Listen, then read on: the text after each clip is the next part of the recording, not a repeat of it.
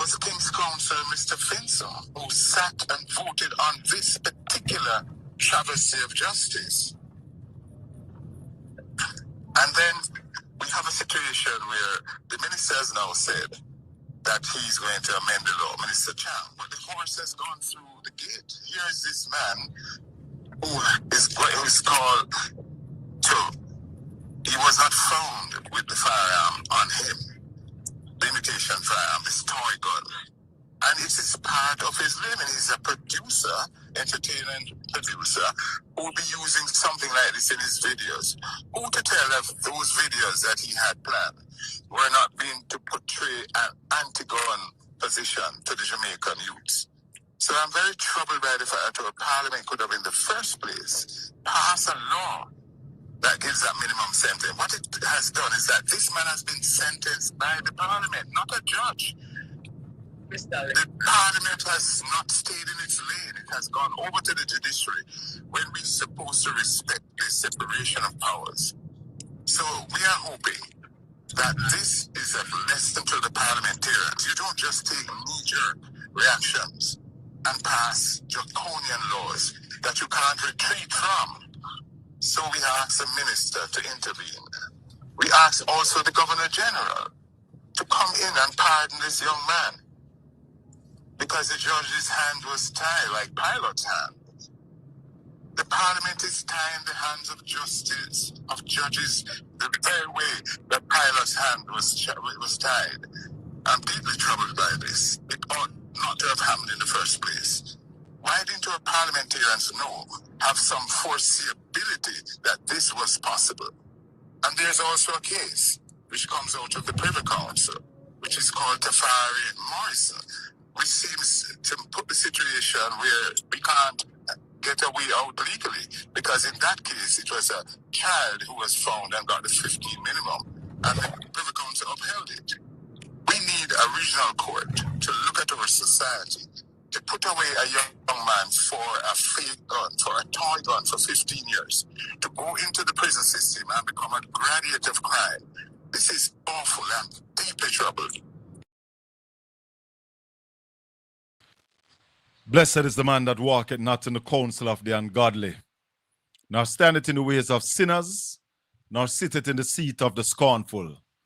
But his delight is in the law of the Lord, and in his law do we meditate day and night.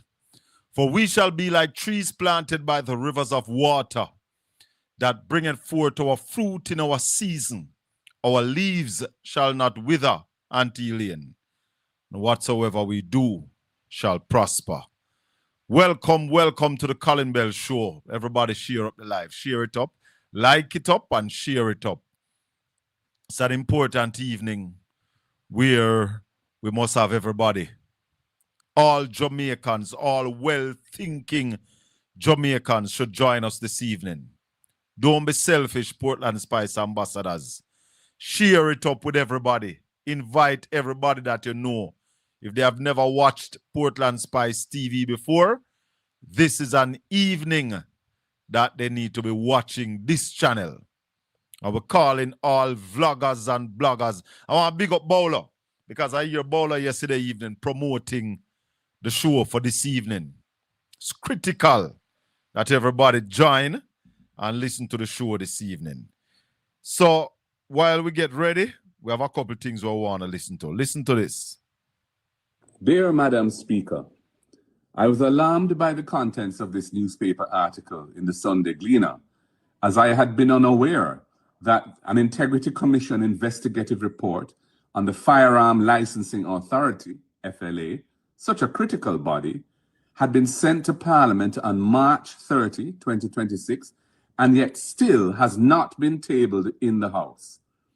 The newspaper article said that in your capacity as Speaker of the House, you received a letter from the Integrity Commission advising that the report addresses, and I quote, allegations of corruption, impropriety, and irregularities in the grant, variation, and revocation of firearm licenses and storage of firearms and ammunition at the Firearm Licensing Authority, end of quote. Based on that letter, the investigative report includes matters of great national importance. its protracted non-disclosure is a very serious and dangerous matter. The FLA is not a private citizen. It is a public body with statutory responsibility for serious functions. It is therefore clearly a strong public interest in exposing and addressing any impropriety or irregularities affecting the FLA's operations. The Integrity Commission's main statutory purpose is to ensure transparency and accountability in public affairs as a key pillar in the fight against corruption. It would be inimical to the pursuit of that fundamental objective for a public body like the FLA, merely by filing court proceedings applying for judicial review, to be able to cast a cloak of silence over an investigative report to which the law intends parliamentarians, the media, and the wider society to have prompt access via tabling in Parliament. The existence of court proceedings cannot be a lawful or proper basis for the continuing non-disclosure of this report. In this context, it is relevant to note that the courts have recognized that public discourse and criticism are vital to a democratic society, and that public bodies are expected to endure scrutiny rather than use the courts to defeat transparency, undermine accountability, and silence critics.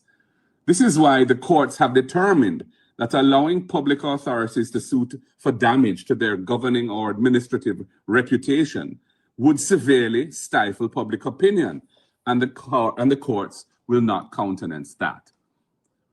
The crux of the matter at hand is that the Integrity Commission Act requires this report to be tabled, a vital step which is essential to achieving the objectives of the Act. Unless the court has made an order preventing the tabling of the report, this report should be tabled immediately. As leader of the opposition, it is therefore my duty to demand the tabling of this report at the next meeting of the House. I trust that, as Speaker of the House, you will also do your duty by ensuring that this happens next Tuesday afternoon. Sincerely, Mark Golding, MP, Leader of the Opposition. Yes, my people. So, them start it again. You remember Marissa Dalrymple Filbert started to hide the Integrity Commission reports, you know. She started it. To hide the Integrity Commission reports. And here is Mrs. Holness hiding the report from March. From March. You see, I warned the Jamaican people. I warned you. I warned you all that this government is not honest, not forthright. They are not transparent, and they don't want to be held to account.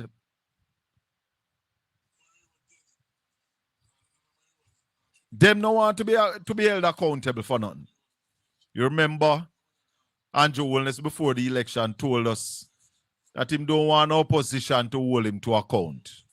The people who vote for him will hold him to account. Rubbish. People who voted for you, Prime Minister, are a set of yes men and women. A lot of them take money to vote for you. And therefore, we don't agree with that. It's a sign of dictatorship.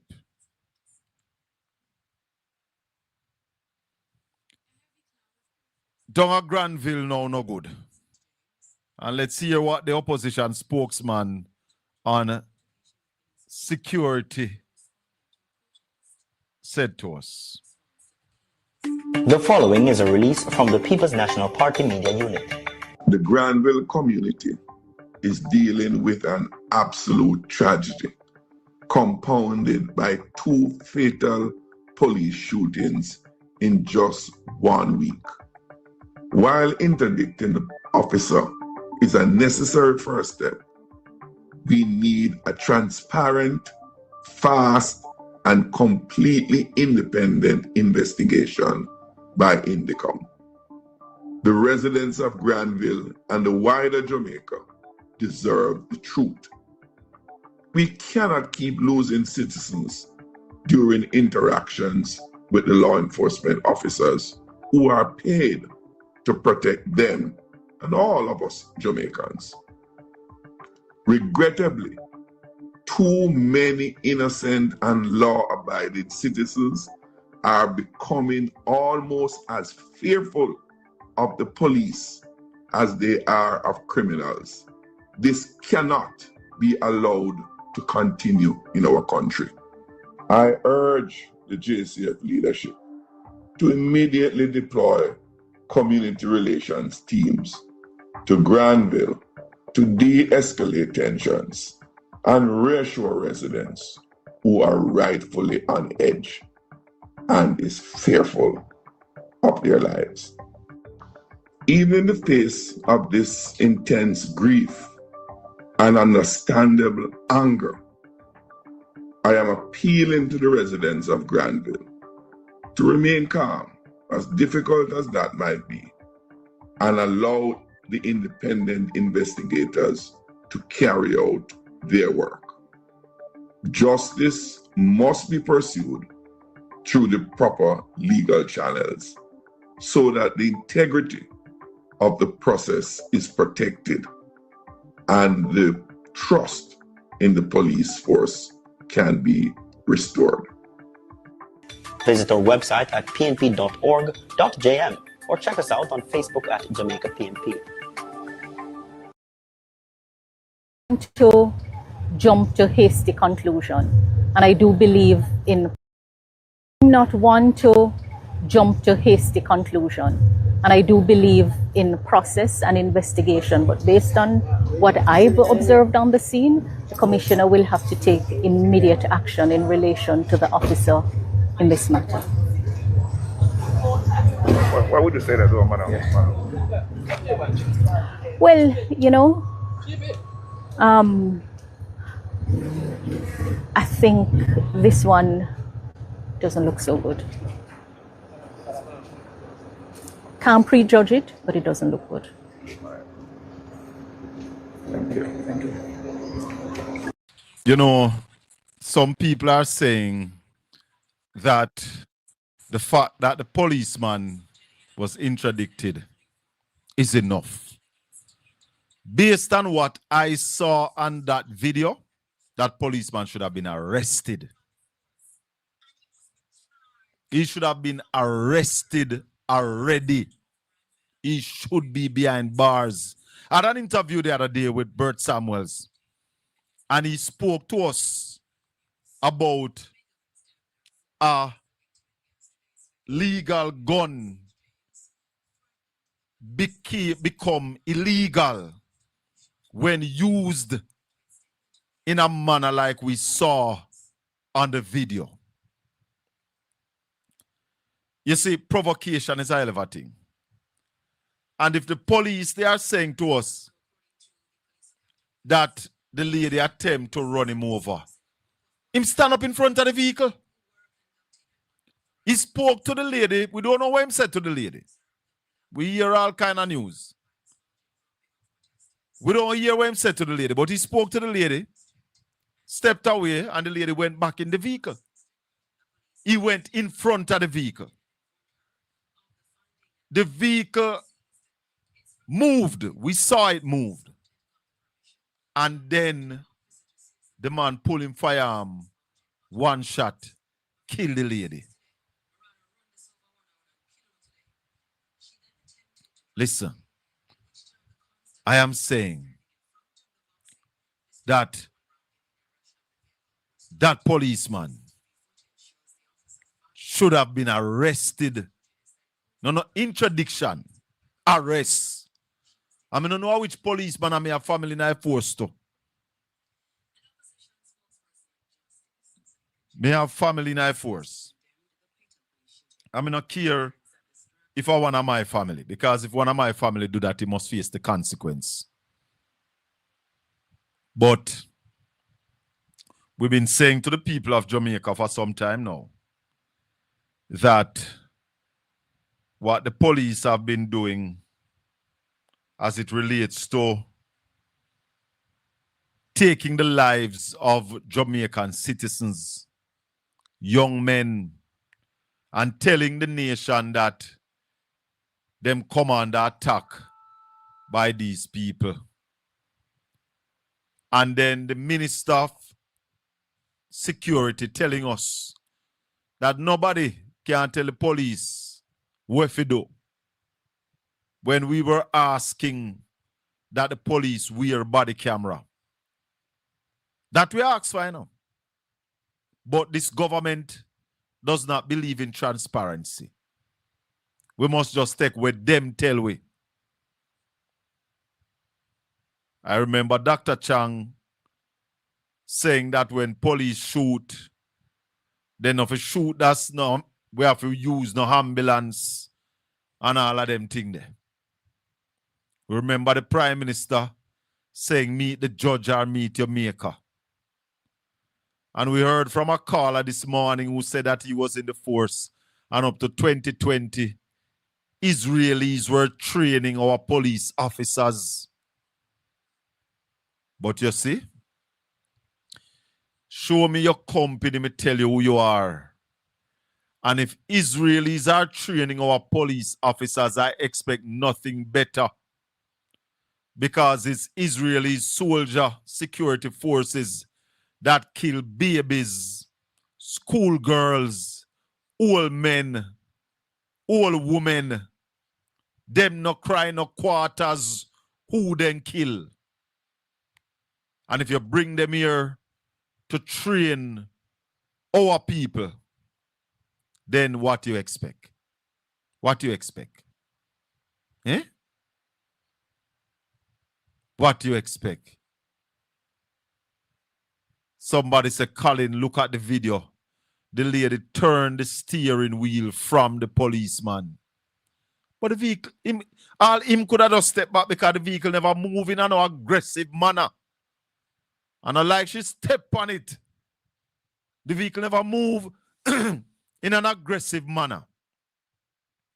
And I am saying that if there is any justice in all of this, that policeman should be behind bars. He must be locked up and charged. Make the court find him not guilty. But from what we saw,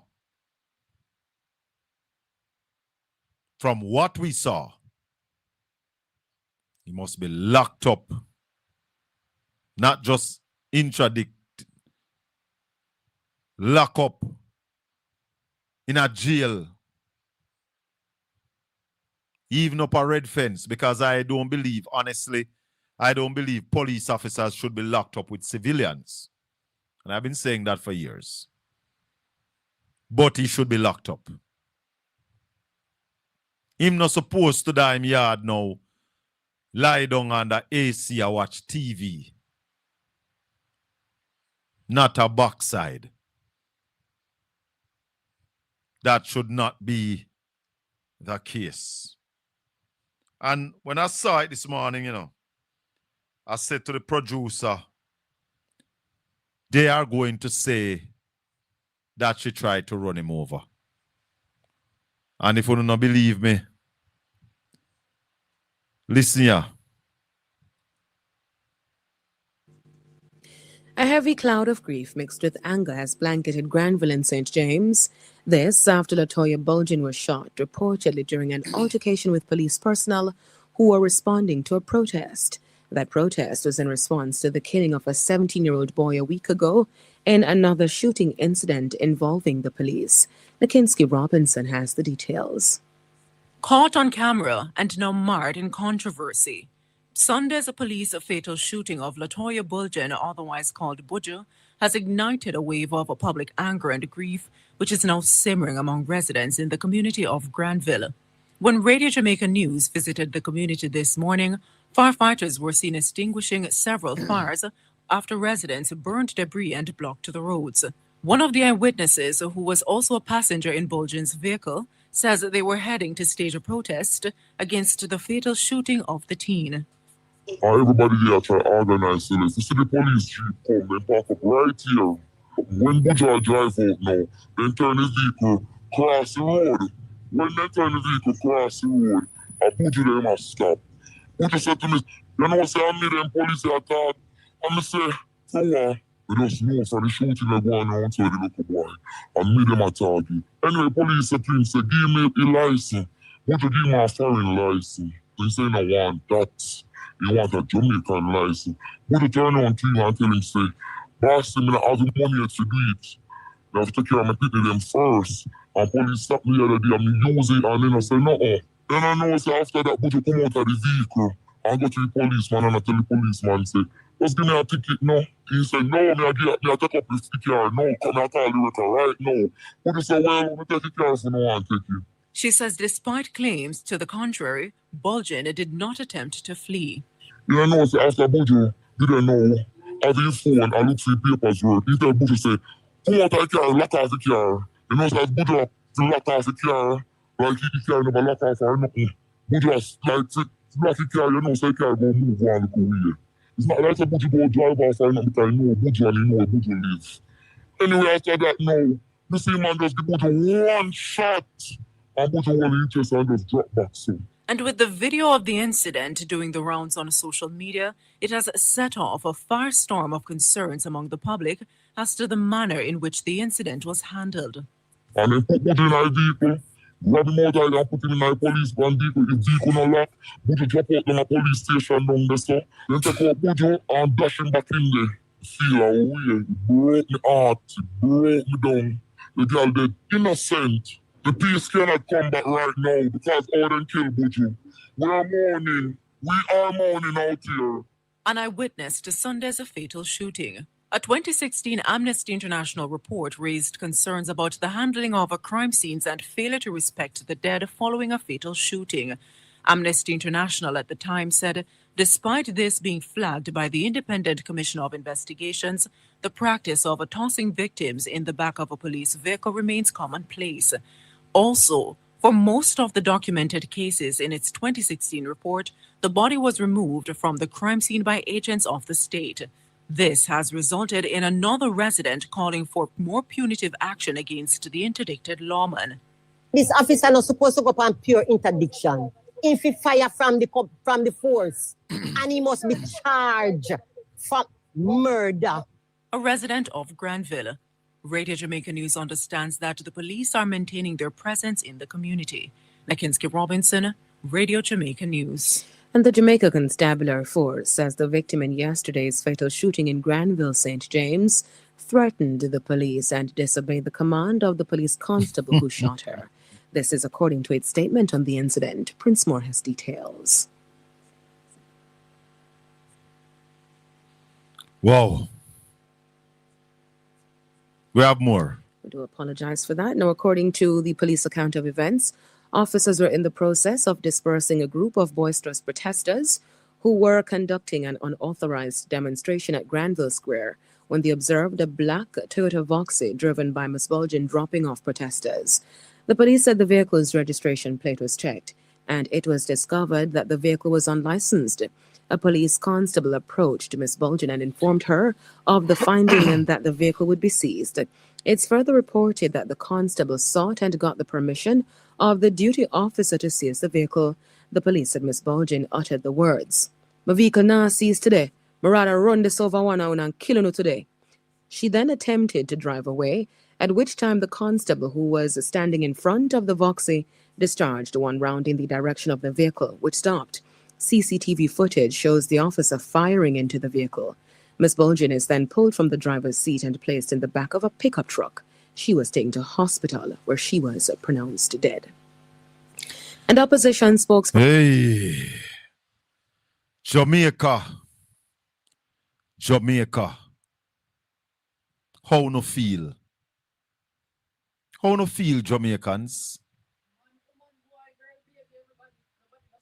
Jamaica! Tell tell her. How no feel? Labor rights. Me know no defend everything. How no feel? No feel good this evening? I know you have seen the video. How no feel this evening? I hear Cliff Hughes. Cliff Hughes said it look like murder. Him said it look like murder. We take a 1 and 2. Yeah. They're not going to that, not coming out tight. Not come out tight, man. Poor people not dog, man. Poor people not dog where vehicle leak down a road, and if you bump a bus, you vex and cuss and drive off. Poor people not dog. Not come out tight. Not going there. No. Not going there. Eh? Oh, tell her. Poor people are chink, flee and fly. You clap them and you bounce them down and you use everything, kill them. You hear the policeman say, sure, I run the vehicle over a while. They say, where's the vehicle? Move up. They're talking after them statement, Dead man tell no tears, Me say from a seed, I saw it this morning. I said to the producer, you know what their defense is going to be? She attempt to run him over. That is what they are going to say. Yep. Hey. And nothing. And I'm going to tell you something. You say once a vehicle move forward, the court going to let him go. Because yeah, man. Same fear people life. Yeah, man. The vehicle move, man. Yeah, man. The court, The court, I got same fear of him saying, man, in fear of him life. Worse than the word that she cut out her, them say she cut out her mouth. They all said in fear of him life, that's why I'm shooting her. Because she threatened him. That's what they say. She threatened him. Say she prefer run the vehicle over one of them and kill them. Right. Now, a whole heap of investigation. I want to ask the family to produce the document of the vehicle because them say the vehicle never licensed. That's one of the things where them say. Is it true that the vehicle was not licensed? I'm not saying that should have cost our life, But sure. I like to check things. And if they say the vehicle wasn't licensed, make us check it. Yeah. Then police not take a man vehicle because man have an uniform. And all them something there, them kind of rubbish there. No, it's a protest. It's a protest. And you know the person. You know, write the person a ticket. Yeah, man. And in that short time, they said the police sought permission to take the vehicle. And which part him sought that permission? Anybody see that?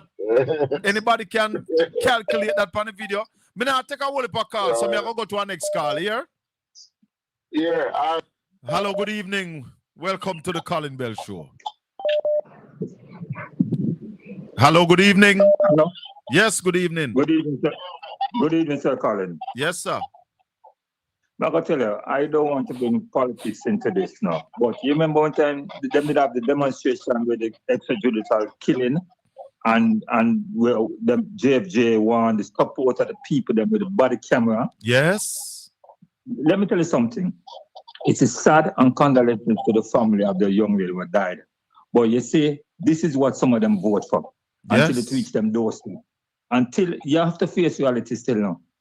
You have to face reality because when Mark Goland and the rest of PNP are telling them body camera and JFJ and everybody, some people come lick out against it now. In society, come lick out against it. Even the government come stand in solidarity with the police. With the government did a counter. The government did a counter thing.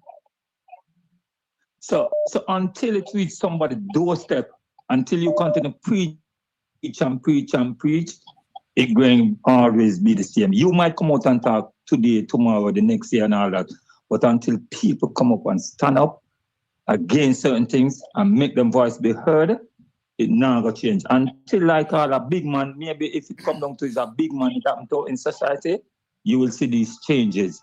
But what it can start with, it has to start with the people. Just like how Paul Bogle and Sam Sharp, they start certain things and Rosa Parks never get up from the back of the bus.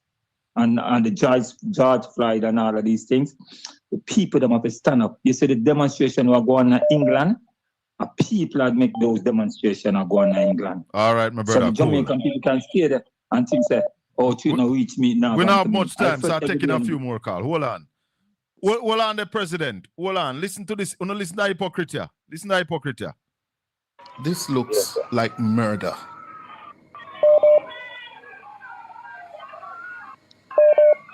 It looks like murder. Yes, hypocrite. This is not how you defend yourself. You hear this hypocrite? And he was in no imminent danger. Talk to me, Prezi, because we don't have much time. Yeah, real quick, Shaka. Yes. You know, of all our going, I believe we shouldn't just call for the police officer to be arrested. We need to call for the commissioner to resign. And the Prime Minister and the Minister of National Security. They are the ones who gave the order. Security. They have given the police National Security orders. Minister and the commissioner should resign because it's too long now Jamaicans crying out that the police are killing too many people. And look at what is happening. It's like, I don't care. The government is there to back me. So let us start do a campaigning or a petition for the commissioner and the Minister of Security to resign. Here, sir? Yes, man. Some people need to we go. Touch base. Respect. Yeah, we 1-876-804-7072. Jamaicans, how no feel this evening? How no feeling? Talk to me, caller. Yes, Colin. Yes. What was the reasonable suspicion that caused the police to stop a motor vehicle in the middle of a protest? I don't know if against the police for killing a 17-year-old. I don't know if I stopped them stop her or she stopped for let off people because she was transporting people for the protest. So I don't know if I stopped them to stop her. Is it the police is sending a message that if you organize any protest against them, you can end up losing your life? Tell her! A lot of people are going to be afraid now to protest against police killings. This is a complete takedown by the state. They're driving fear in the people, my brother. Let me tell you something, fear in the people of Jamaica. You saw what happened to Rodrigo Duarte, the former Philippine president, right? He was extradited to the Hague, you know. Yes. The International Criminal Court. Right? And he's standing trial for killing off some over 5,000 people in the name of drug crackdown. And they went for his former commissioner of police last week and he took to the Senate for safety and they grabbed him still. Yes, I remember him going there, go lock up. Yeah. Right. So what we want now, and it should have been done long ago since Andrew Holness came up with this brutal modus operandi. We need the opposition, civil society, to gather these evidences against the police and send them off to the International Criminal Court, because whether or not Jamaica is a subscription, is subscribed to the ICC, they still have jurisdiction to extradite people, because the Philippine government was not subscribed to the International Criminal Court and they went and got Duarte. Brother. So I am saying, man, Andrew Holness is the person responsible for all these police killings. Some police are even getting famous now, you know, from this kind of brutality. You have a twin brother in Portmore by the name of Booba and Hero. They are the most famous and lavish people on TikTok right now. They boasting how they unalive people and turn up at their dead yard and all kind of thing. Got them a police? Yes. Hello. Jesus. Booba and Hero. There is the same Hero 5 police went and took out the brothers in St. Ann too. And it's the same Hero 5 police that beat the 82-year-old man. This is the same group. I'm not whereby this man I'm not taking a lot of call this evening because when the opposition leader join us, we're going to be talking to him. So make it short. Let me take our next one here. Okay. All right. Hello, good evening. Welcome to the Colin Bell Show. Good evening, Colin. Blessed top of the evening to you and the people in this bison. Yes, man. Colin, I am very angry, man. God knows. I don't know what to say. This is assassination. Colin, you see Malo who come out and say things. I'm not showing her no roses or pom-poms. Not one bit. She don't deserve any roses. And I say this to say, Colin, when Andrew Onis come out and said meeting the judge are their maker, what position was Malahu at that time? I think she was Minister of Constitutional Reform. Right. And she's a judge, right? Former judge. Right. Well, that's her career, right? And she never called him out and say he should apologize. Right? When Sean Coy came out and said kill and shoot and ask question later, she never called him out either. Sean come back and said, don't bring them in alive because we don't want them to waste taxpayers' money. She still didn't call them out. Yes, yes. So why now it reached this and you coming over there and said this doesn't look good? You don't deserve any roses or pom-poms now. Because a whole heap of the killing them not look good. Here with them, you have their ear, you should have called them out. A whole heap of the killings them not look good. Whole heap of the killings them not look good, Carla. This is what I'm saying. It wouldn't came down to this if she was calling them out. And she's more ashamed than have any remorse. That's right now as I see it. Brother? Because it's the same thing I say all the while. When you see a neighbor's house is burning, help to put it out. Yeah, man. Because it's yours next. Yes, man. Yes, man. And we must ask Jamaicans, are we our brother's keeper? It is we are going up a dangerous slope, and when I see this happen, and you have to Malahu have to come out and the defense right now is just chicken is coming home to roost. Yes, One shot. Something needs to happen. Point blank range. Granville should be on fire today. I don't care what nobody will say. Point blank range, caller. All right, cool. All right. Hey, Marie. Oh. Marie? Hey, Colin, good evening. Evening. Colin? Yes. Yeah, Colin, let me tell you something, see. So if the car was even unlicensed or whatever the story they want concord, when does that warrant the death penalty? Yeah? When does that warrant you lose your life? You know, if you're driving an unlicensed vehicle. Tell us something, you say, Colin. Not now come out of title. Furthermore, like you say, he should be arrested. Of and course. Have a document if he has any confiscated, so he can't plead the jurisdiction.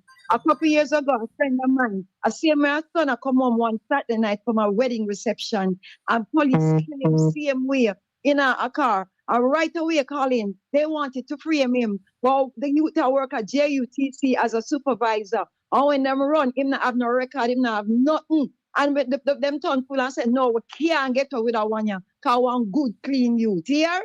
So, and the police still get off, not much to come out of it. So I don't know what is going to come out of this lady's death.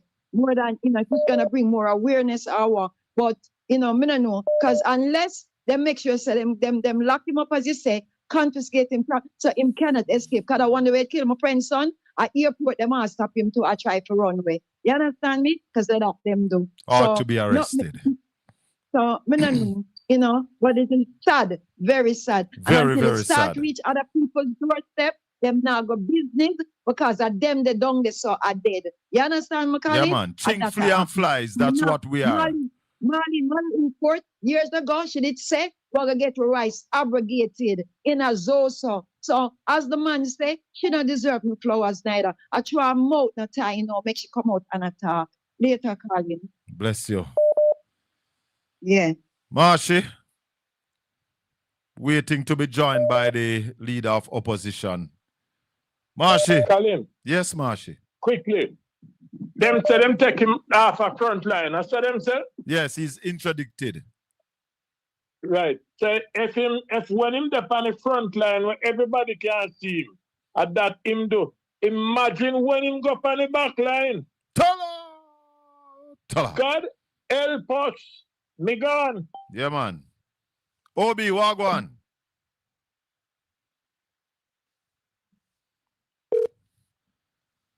Hey. Hey, hey, hey, hey, hey. Hey, hey, hey. Yes, caller, good evening. Hello, yes, sir. How are you doing, sir? I'm fine, thank you. I'm calling from United States. Yes. What kind of killing that? What kind of killing that I'm hearing that happened in Jamaica on Sunday? What is that? With the police and this lady. Don't know what to tell you, brother. You want to tell me saying going get away with this stuff? I would want to think so.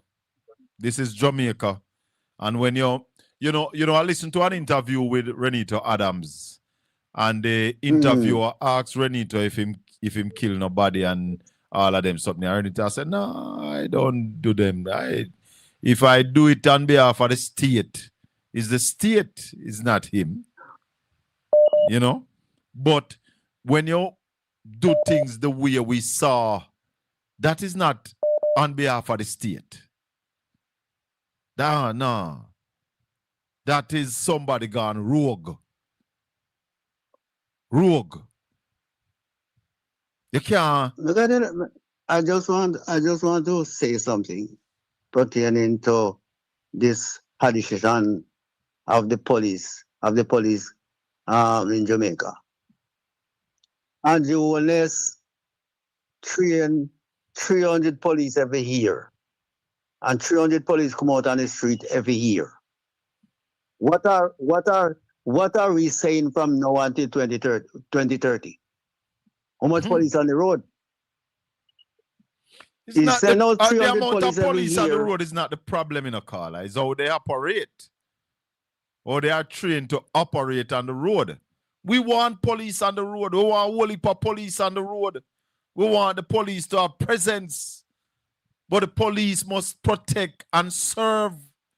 Police not supposed to out there kill innocent people.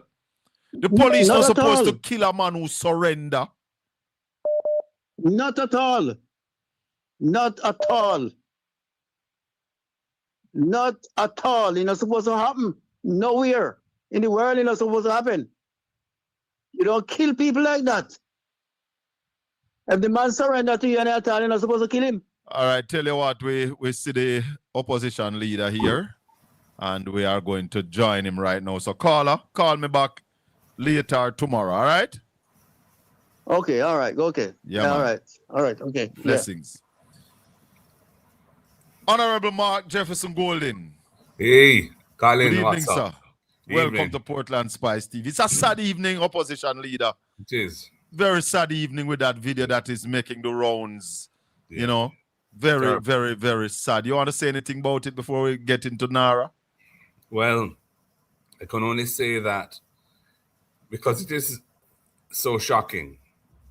In this instance, the police killing a woman. And clearly the circumstances look like there was excessive use of force, unjustifiable force, and so on. My only hope is that this will jolt the powers that be to look again at the way in which they deal with things in the force. We support the police. We support the work they do. we think they've done a tremendous job in the last couple of years in particular in reducing the murder rate. But there are just too many of these incidents, you know? And in this case, the irony of it is that a camera is what has made the difference and why, Yes. you know, there's very little doubt about what happened. And of course, they have been resisting, although they don't couch it in those terms. You know, they have been resisting implementing the use of cameras, body cams, especially on the specialized operations.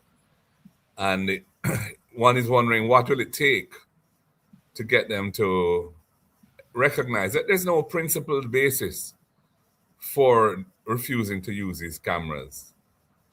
If you are behaving in accordance with the force orders and the law, the camera will protect you from allegations that you weren't. Yes. On the other hand, if you have transgressed, there will be accountability. Yes. And we're in favor of accountability. Of course. And the country is in favor of accountability, I believe. And people want to defend the police if the police acting in the right manner. We want to defend them. Of course we do. We're not against the police. No, and I have a good working relationship with the police in my constituency, the divisional commander and his team.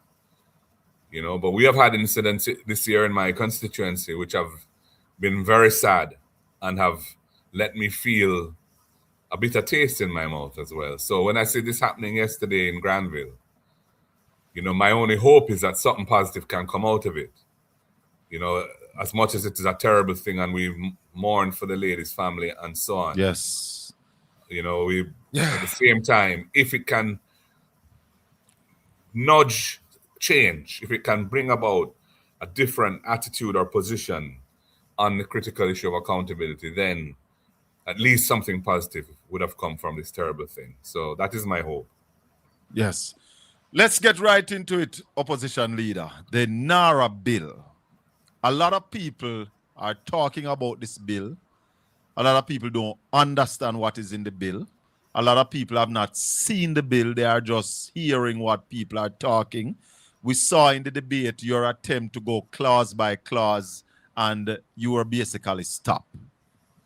Take us where you want to take us as it relates to this NARA bill, opposition leader. The floor is yours. Well, thank you. What I would say, first of all, is essentially what happened in the House when we were debating the NARA bill is that there were many clauses in the bill which were problematic mainly from the point of view of the fact that they did not contain the normal checks and balances that one would expect in setting up a new entity like that. So I was putting forward amendments to bring them into line as I saw it. Unfortunately, none of those amendments, or very few of them, were received positively. So there were some amendments made in the course of the passage of the bill through the House, but those are amendments that the government chose to make rather than amendments which we were calling on them to make to change the fundamental flaws in the bill. They didn't see it necessary to do that. So what is the NARA legislation? The NARA is an acronym, it's a word used from the initials of each of the words in the name of the bill. So it's National Reconstruction and Resilience Authority. And that's where NARA comes from, National Reconstruction and Resilience Authority Act, as it's known, Act of Parliament. And essentially what it was seeking to do was to create a platform, an entity, a statutory body, which would implement projects that the government wishes to push forward with. And these are either projects that are financed by the public sector or projects financed by private investment. And in the latter case, in the category, the private investment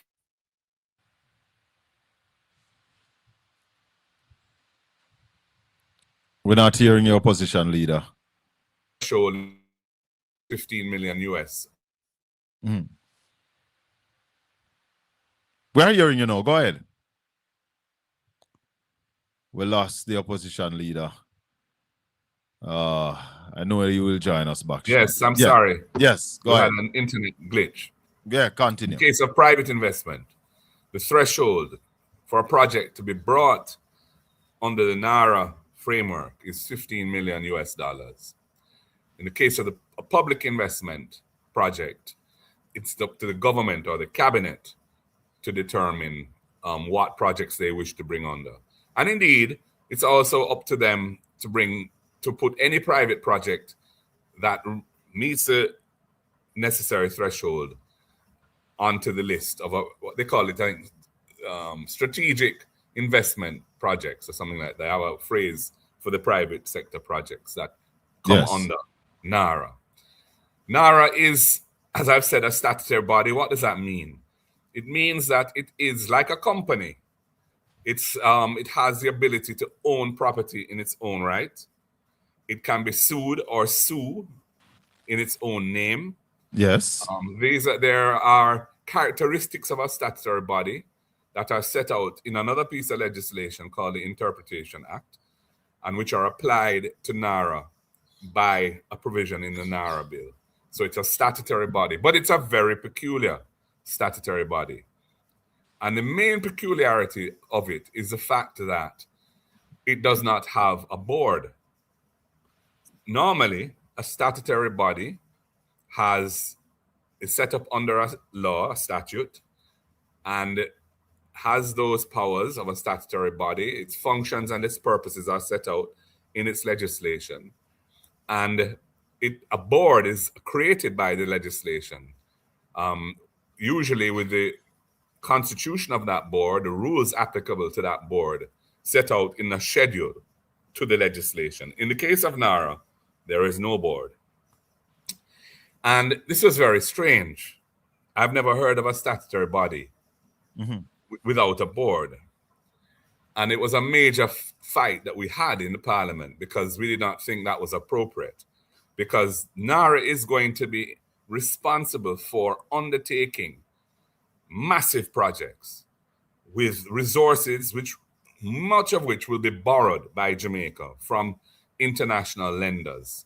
That envelope of financing that the Prime Minister had spoken about in December, coming out of Melissa, where our international lending partners, the IMF, the World Bank, the Inter-American Development Bank, and a bank in the region in Latin America called CAF, I think is its name, were saying that they would provide 6.7 billion US dollars of funding to help Jamaica. Yes. Now, most of that funding, over 4 billion of it, is loans, is debt, which had to be repaid with interest. So if we don't spend it wisely, we have problem. If we don't spend it wisely, we have big problems. So that's why it's very important that what NARA does, because NARA is the entity that is going to be spending that money. And it's very important that NARA is accountable for how it does that. The money that it receives or the money that it controls, the projects that it undertakes, the decisions that it makes, etc. There should be full transparency as to what it's doing, and there should be accountability for what it's doing. And the absence of a board means that it has a major flaw. I described it in the parliament as an aberration. NARA is an aberration because it does not have a statutory board, even though it's a statutory body. What the Prime Minister is saying is that the board is what is going to slow down the process, and that's what they are running away from. What do you have to say about that? I don't know whether that was really the reason he put forward, because he was articulating that he's establishing a board outside of the legislation, which he has a name for, Jamrock. And he has said that a person of Jamaican parentage, I believe, an academic in the US, who's well known, was going to be the chairman of this board. But this board is just going to be something which the PM sets up. It will have no legal powers and it will have no legal status. It's not mentioned in the NARA legislation. It's not created by the NARA legislation. There's no reporting relationship under the NARA legislation between this board called JAMROC and NARA itself. In fact, NARA has a section which creates secrecy obligations for its staff and begs the question, how will information even be shared by NARA with JAMROC? What are those secret obligations? Don't leave that, opposition leader. Tell us about Yeah. those secrecy obligations. The provision says that any document that is created or within NARA is to be treated as secret by its staff, including its CEO, who is we can get to next. Yes. And that if that secrecy obligation is violated, it's a criminal offense. So there So- are. Mhm. So if a staff of NARA at NARA sees something that they believe that this violates the law or this goes contrary to good governance or good spending, and they report it, what happened to that worker? Now, there is an exception to secrecy where the disclosure is made pursuant to some other law. Okay? But the question to my mind is, how will that be determined? So, for example, given that JAMROC, this board, has no legal status, is not created under any statute, JAMROC is not in a position to say that information should be shared with it because that information is secret, and JAMROC wouldn't fall within that exception of being an entity that a law requires information to be shared with. So, in the original bill that was tabled, because remember the Prime Minister tabled the NARA bill during his budget speech. You may remember that. Right. That bill was withdrawn subsequently, and a new bill was tabled which replaced it. Well, the bill that was withdrawn had set out a number of exceptions to the secrecy obligation, several of them.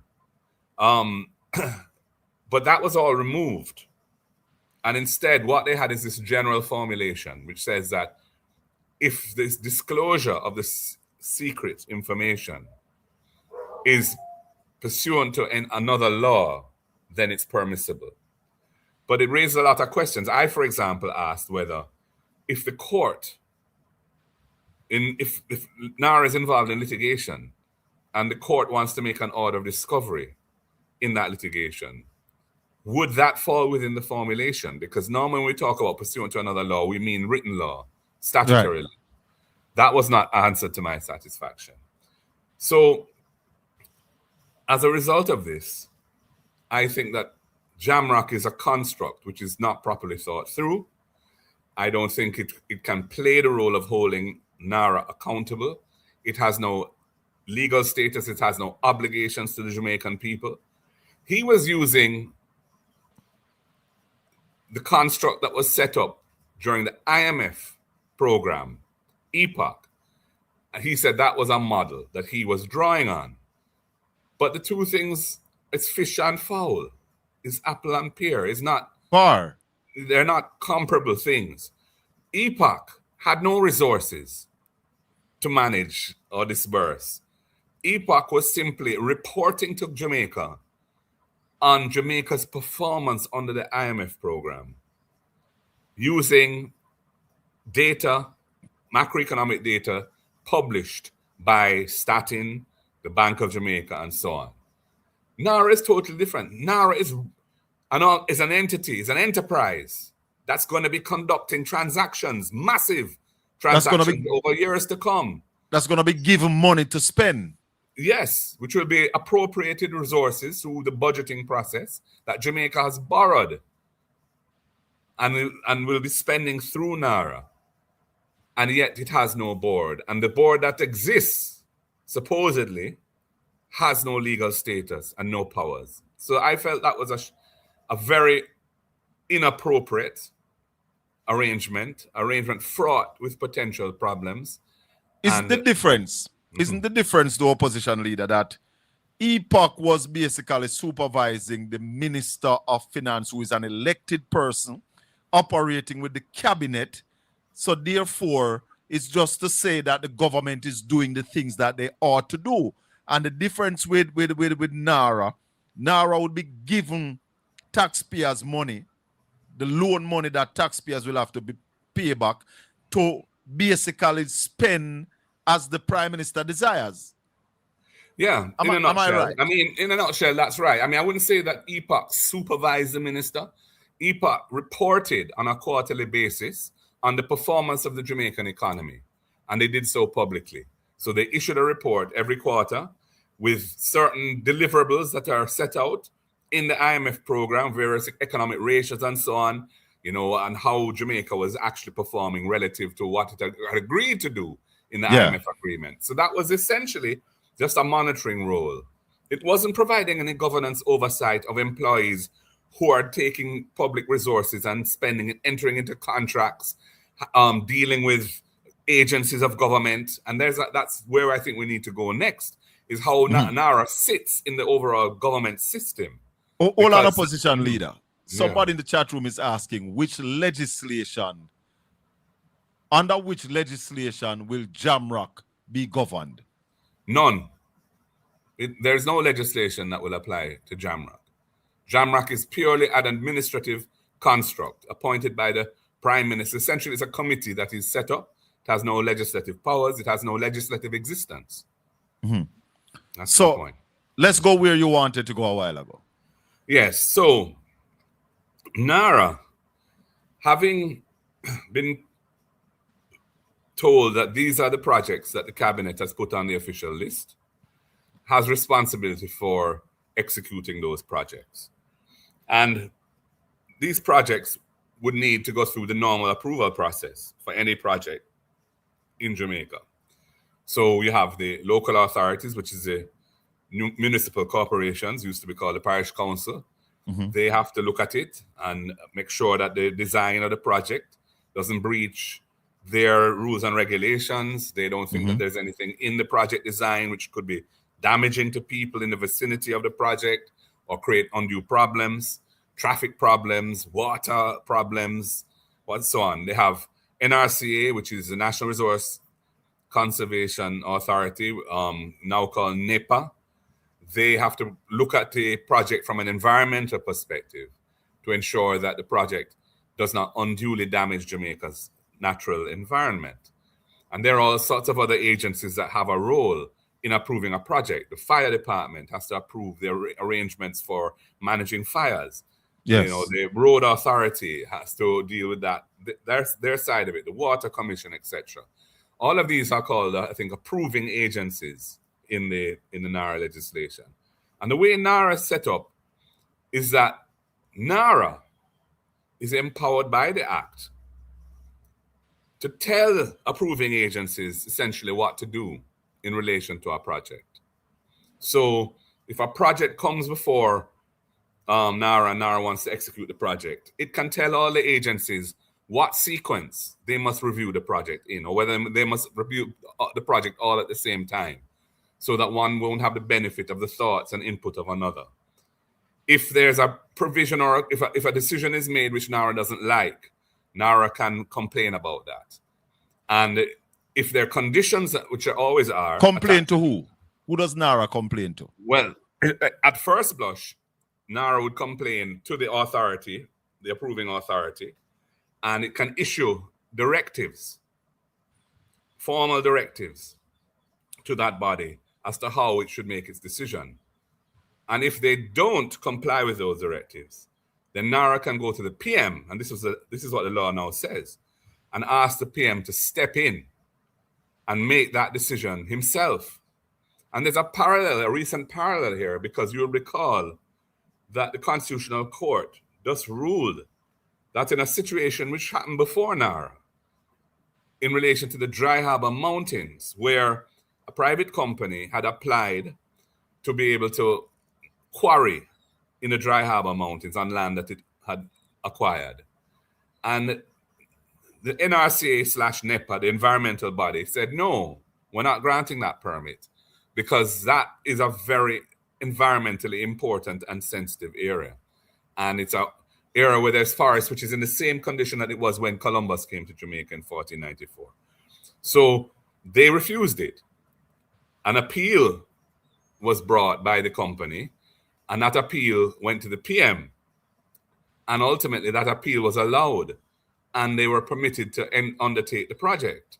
At which point, various residents in that location who would be impacted by the project brought an action, a lawsuit, in the Constitutional Court to contest that decision by the Prime Minister. And they won because the Constitution creates a right to a healthy environment.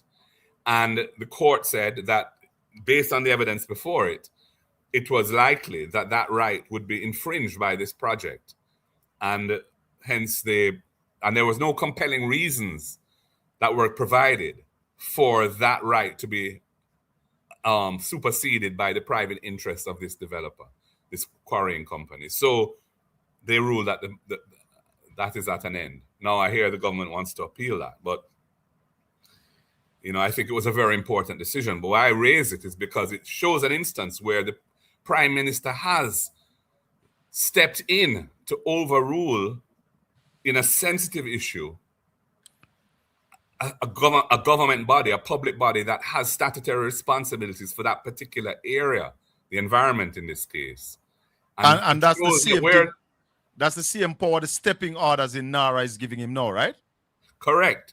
But in this case, the stepping powers that he has are general. It would apply to any approving entity. Any entity that may impose a condition or refuse a particular project approval or otherwise act in a way which NARA is not happy with can be referred by NARA to the PM, and he can then step in and make the decision himself.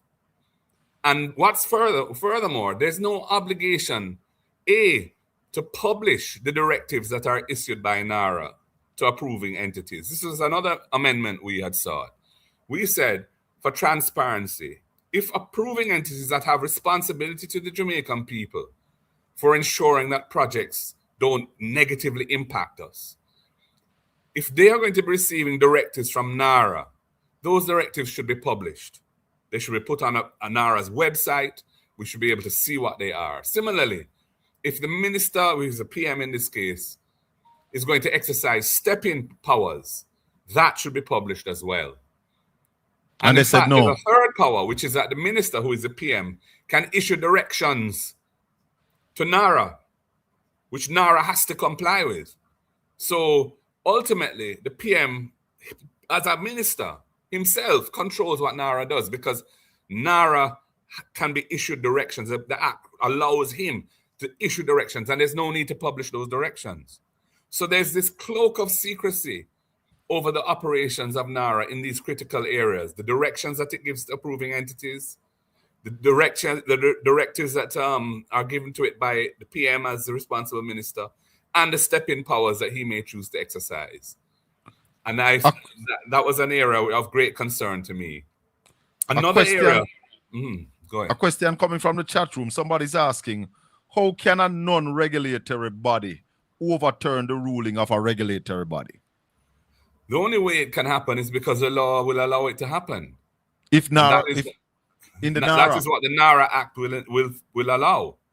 So the only way in which that could be contested, I suppose, and I shouldn't say I suppose, it's a live issue really, which I think will ultimately happen, is that somebody is going to be impacted by NARA and it's going to take that to court, to the Constitutional Court, in the same way that the residents were impacted by the PM's decision to give Bengal the permit to quarry in the Dry Harbor Mountains. That was taken to the Constitutional Court. So I anticipate that there will be, over the life of NARA, and we don't know how long NARA is going to exist for. And that's another point. It's a peculiar thing. Mm-hmm. Initially, it was announced that NARA would have a 5-year existence. And if you look in the NARA Act, there is a part, there's a set of provisions in, I think it's part 4 of the Act. There are 4 parts, the last part, which deal with the winding up of NARA, the dissolution of NARA being brought to an end. Mm-hmm. And those provisions are triggered by the Prime Minister issuing a notice bringing Part 4 into effect. However, there's no provision in the Act which says when that may happen. So it could happen sooner, it could happen later, it could happen never. In my view, because of how extensive the powers are and the tremendous leverage that it gives the PM, especially in relation to the private sector, because this is where I see the potential for wrongdoing. Because any private developer who has a project of 15 million or more, as long as that project falls within one of a series of general headings of different industries, and it's quite wide, and it's not only quite wide, but the PM can extend it by adding in any other categories that he wishes. So any developer who has a project falling in one of those industries will want to bring it under NARA. Why? Because he has a bulldog in the form of NARA to put any regulatory body, any approving entity in its place. In other words, to ensure that there are no delays, there are no decisions which might affect the costing of his project. However, NARA chooses to exercise those powers, and we don't know how it will. But that incentive is very, very attractive to a developer. So that creates the opportunity for graft, which I think is wrong. So, and we made that point in the House. Another issue. Continue. You continue. Another issue of concern about NARA is that because it is such a transformative concept and it has all these extraordinary powers and it's going to have all these resources available to it, and can override approving entities, and the minister can step in and change decisions made by approving entities, etc. I felt that the CEO of NARA, who is appointed by the PM, ought to come to Parliament at least every 6 months. Yes. Because that CEO is required to send a report to the PM every 6 months. And the PM is supposed to table that in Parliament. But at that point, we don't get to speak to the CEO. Unlike, say, the Bank of Jamaica, which has to attend Parliament every year and go before the Standing Finance Committee, which is a committee of the whole House, meaning all MPs who want to attend and can ask questions. And the governor of the Bank of Jamaica and his team has to answer questions put by MPs about monetary policy, the economy, inflation, exchange rate management, all of that. I argued that the CEO of NARA should have to come to Parliament and answer questions from all MPs on the projects addressed in his report, his 6-monthly report, or any other relevant questions relating to NARA. Because you can imagine Portland Spice, you can imagine a project is being executed in East Portland or West Portland, and it's not being properly managed. It's happening too slow. They're making decisions that are affecting the environment.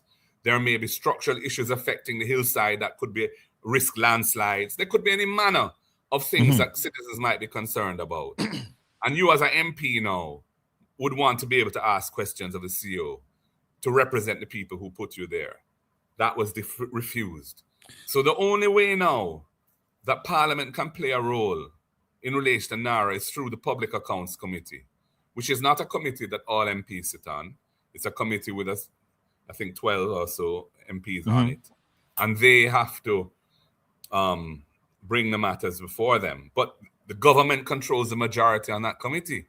And how easy it is to get the CEO of NARA to the PAAC or the PAC?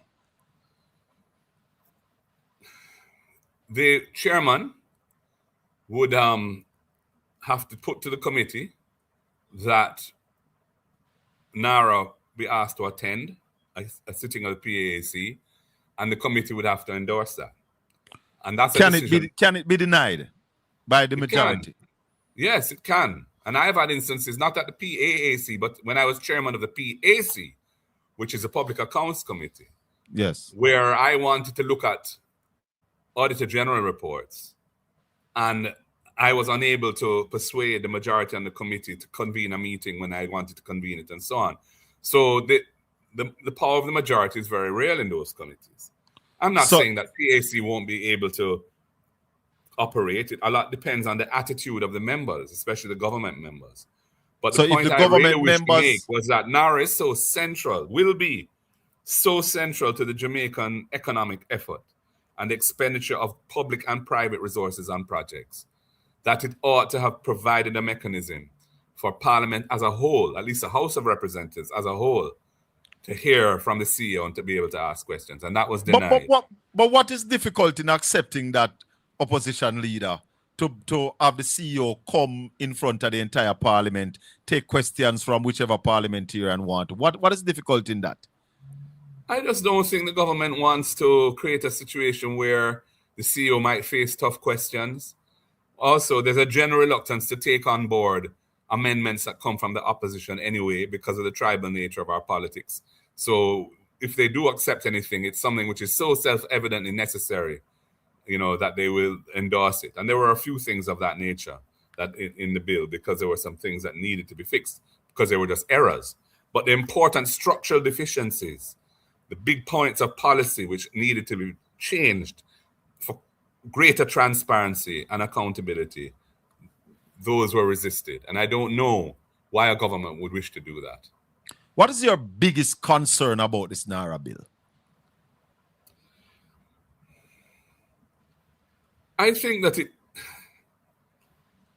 it can become an opportunity for the facilitation of corruption because of the immense powers that it will have and the fact that it is a decision of the cabinet, brought to the cabinet by the Prime Minister, to put a project on the NARA list and so on. It creates tremendous opportunities and incentives for hanky-panky. I'm not going to try and predict that what will or won't happen there, but I'm just saying the opportunity is being created, and that's a bad thing. And so that's one big concern I have. Another big concern I have is that it will operate in an arrogant way, a way in which it refuses to provide information to interested parties as to what it's doing. And people are just feeling the effects of NARA without being able to say anything about it or to ask questions. I'm concerned about those powers that we've just discussed and how those will be executed. And I'm also concerned about the chilling effect that it may have on our agencies, our approving agencies, who may, when faced with the reality of NARA being able to tell them what to do, and if they don't do it, the minister can step in and do it anyway, that they may feel somehow resigned to a kind of lethargic, meek, and ineffective role, whereas they have the powers they have to protect us, we the Jamaican people, in the particular area concerned. So, for example, in the environmental area, there are numerous instances where,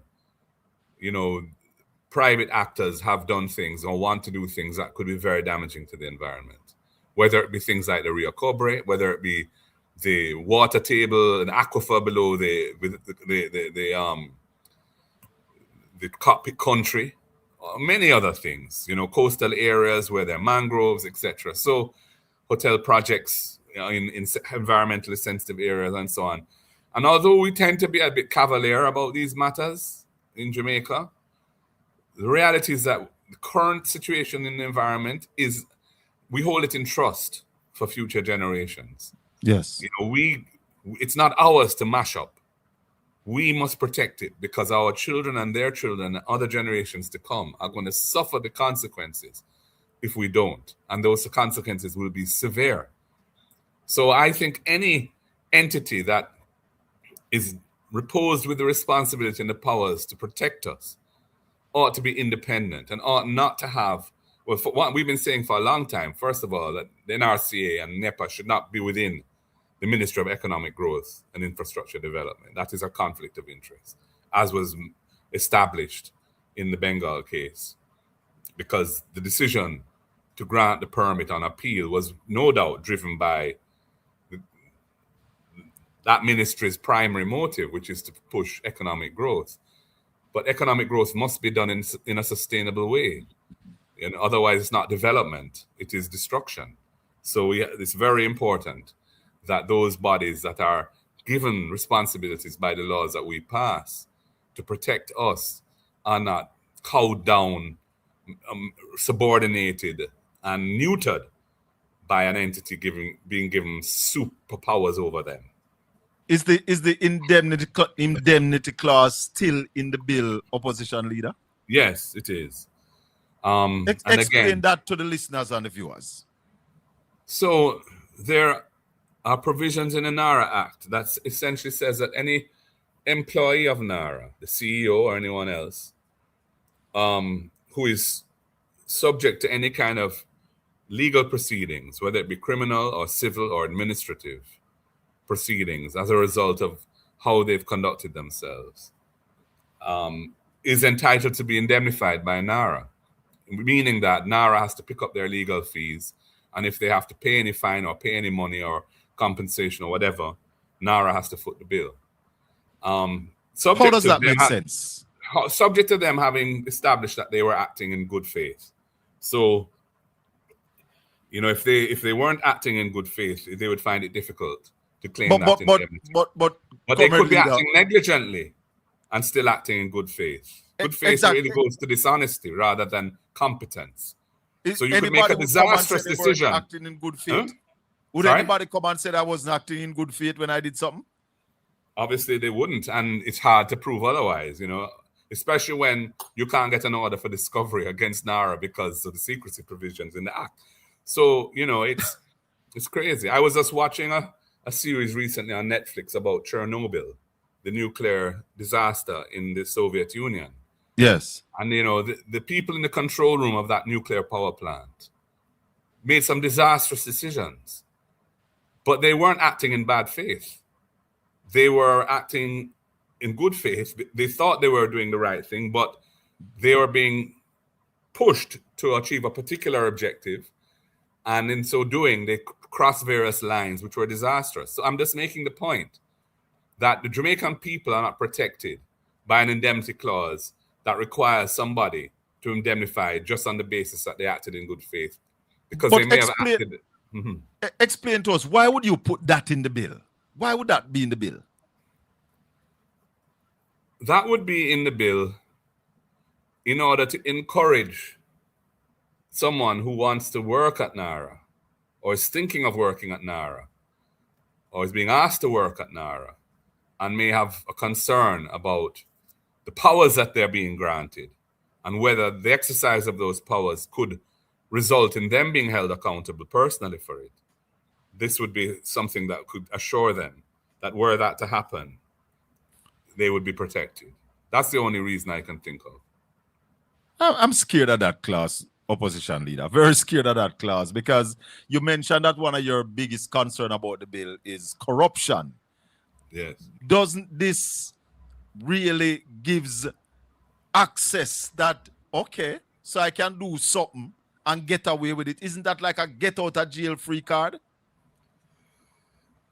Yeah, and it applies even to criminal proceedings as well. I mean, it's criminal negligence, for example. You would have a defense, and the taxpayer would have to pay for your legal fees if you were able to establish that you had acted in good faith, even if you were criminally negligent. It is an extraordinary thing. It's not unheard of. I've seen it exist elsewhere in other pieces of legislation. I mean, even in the Companies Act today, there are certain circumstances in which directors can be indemnified by the company for acts that they do if they acted properly and in good faith. But in a public law context where you're not representing the private interests of shareholders, but you're representing every Jamaican citizen, home and abroad, to give such wide indemnification is a charter really for persons who might otherwise have acted a little more circumspectly, a little more carefully, Yes. you know, to be a Yes. bit reckless in how they operate and perhaps arrogant as well. And that's not a good thing. Are you concerned about the awesome power that this bill will give to the Prime Minister? And if so, why? I definitely am. I am, because there are inadequate checks and balances. The absence of a board means that the Prime Minister gets directly involved in NARA's affairs because the CEO reports to him directly, and he can issue directions to that CEO, which are mandatory. The CEO has to comply with them, otherwise he breaches the law. And it's not just policy directions. These are specific directions about how to execute the responsibilities that NARA has. So these are that's a very unusual provision. And I think for so much power to be reposed in the most powerful person in the country, who is the Prime Minister, who can remove any cabinet member, who can call an election at any time if anybody threatens him. These are serious issues. You know, we have to understand our constitutional arrangements, and we need checks and balances in our democracy. Otherwise, the possibilities for abuse are real. And I think that NARA has created huge opportunities for abuse. Is it true that the bill says NARA can do anything? Well, it doesn't set out the purposes for which NARA is established. And that is something which, again, that was an amendment that I had pursued, but which was rejected. When any bill comes to Parliament, which is a bill is a law, a written law, that when passed becomes an act of Parliament or a statute. So when it enters Parliament, it's called a bill. And a bill has a page at the back called a Memorandum of Objects and Reasons. And the Memorandum of Objects and Reasons is written in plain English. It's not written in legal text. And it's not actually part of the act itself, because once it's passed, it ceases to be, it never makes its way into the act once the law is passed. It's just to guide parliamentarians in the debate. Mm-hmm. But in this particular bill, in the Memorandum of Objects and Reasons, there were a number of paragraphs which set out what they were saying the purposes of NARA are. And I said, let us lift those provisions and put them in the bill in a section early on, which sets out the purposes of what NARA is being established to do. And that was important because there were other provisions in the bill which said, if NARA is not being, if a project is furthering the purposes of NARA, then X or Y. But there's nothing to say what those purposes are. So I thought this would be very useful. And the paragraphs were all about sustainable development, resilience, and all that kind of thing. They've point blank refused to do that.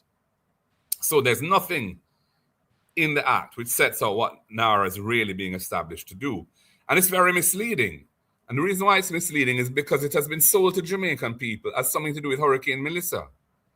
NARA has nothing to do with Hurricane Melissa. That was my next question. You're serious about that? I'm serious about that. NARA There's has nothing in the bill that speaks about the recovery and rebuilding after Hurricane Melissa? Nothing. There's no mention of any hurricane, of any natural disaster, or anything of that nature.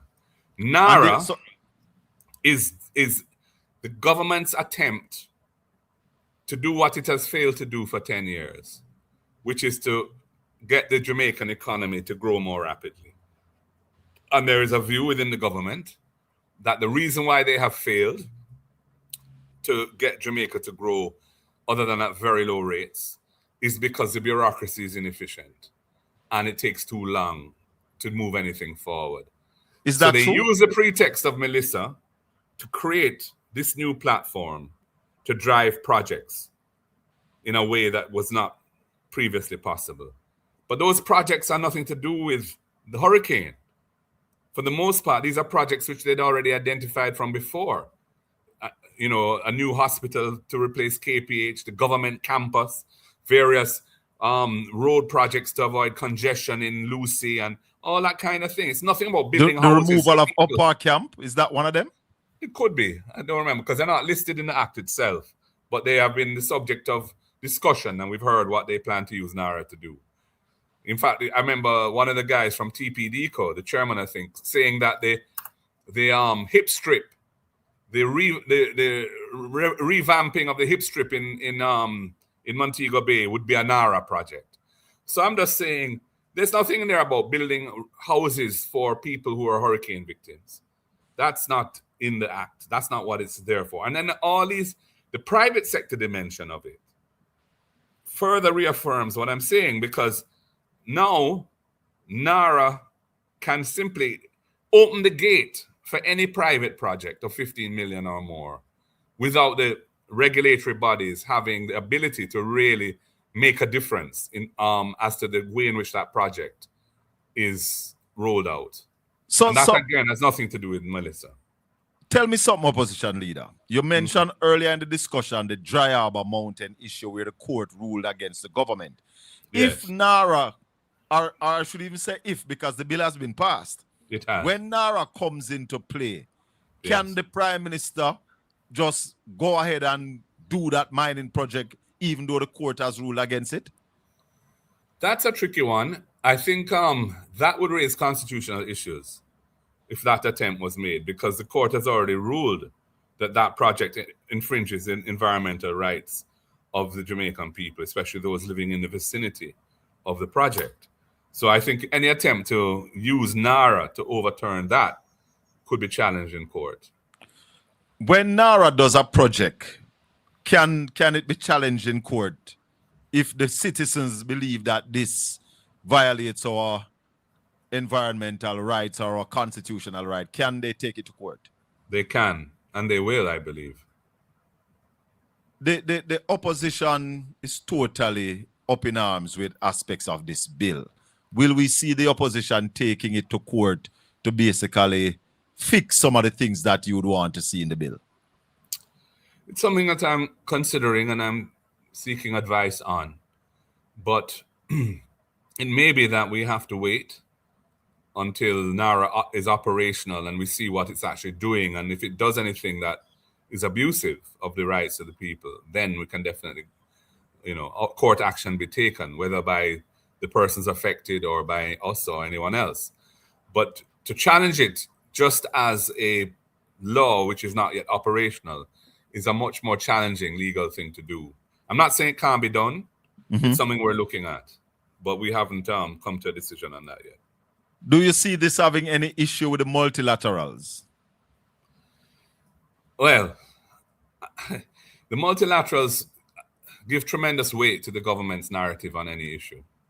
That's just the nature of things. And I'm sure that this idea of NARA has been sold to them as a great thing that's going to help Jamaica move forward and help to reconstruct after Melissa and all of that. The spin that the government propagandists put on it, However, they are aware, I believe, of the shortcomings of the bill because, and I must mention Jamaicans for Justice and the Jamaica Environmental Trust in particular, who took the time to really analyze the bill and to put forward at least 2 position papers on different versions of the bill as it evolved through Parliament. And their points were solid and well reasoned. And I think that the international community would be aware of those points. They would also, I hope, be aware of some of what we've been saying because, we published we created videos and published them, and they're on the internet and in social media and so on of what we were saying. So there's a lot of material out there for anyone who's interested on what the NARA bill is and isn't, The government speaks about red tape and procurement issues. How then, opposition leader, that the government could buy a school bus in 2 months? How was that possible?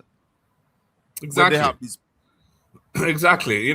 It's simply, to my mind, it's not an honest position to take in terms of the justification for it. Because even look at this Spark program, which is so problematic. All of the Spark approvals have been obtained. The Spark was not held back. I mean, the problem with Spark are other problems. The fact that it's not, some of the necessary preparatory work to ensure that the projects were well thought through and had considered all the ramifications of what they were doing. Some of that was not done. But Spark has not been in any way hobbled by the existing regulatory framework of Jamaica. And as you said, neither was the procurement of those used buses. And I'm sure there are many other examples. They are blaming procurement issue, the same bureaucracy and red tape for the underspending of the $1.44 billion donated to Jamaica to assist the Jamaican people. What do you say about that? That's just a farce. That's just nonsense. That is just an absence of political will and good public management. You know, there's absolutely no reason why they couldn't spend that money if they were minded to do it on people who needed the help for which it was given. There, you know, it's a question in anything in government, Colin. If you want it to go through according to a timeline, you have to manage the process. Mm-hmm. You have to ensure that the necessary steps are taken on a timely basis. When we were last in government, I was Minister of Justice. And you may recall, we had Jamaica was in a terrible situation which we'd inherited from the JLP, where the IMF agreement had collapsed. Jamaica's name was mud in international lending community because they had abandoned the program. And we had to get back in good graces with the international financial community. And they exacted a price in the sense that they were quite strict in the conditions that they imposed on Jamaica. And a lot of the changes that they required to be made required legislation. So the deliverables, what they call structural benchmarks under the IMF program, most of them were in the form of legislation. Some were just maintaining financial metrics in how you spend your money. But a lot of them were structural and things that had to be changed through legislation. I was responsible for the legislative program of the government at that time under Portia Simpson Miller. And I just had to manage that program so that we developed the legislation and pursued it and implemented it on a timely basis, because every one of those structural benchmarks, there are about 15 of them, if my memory serves, probably more.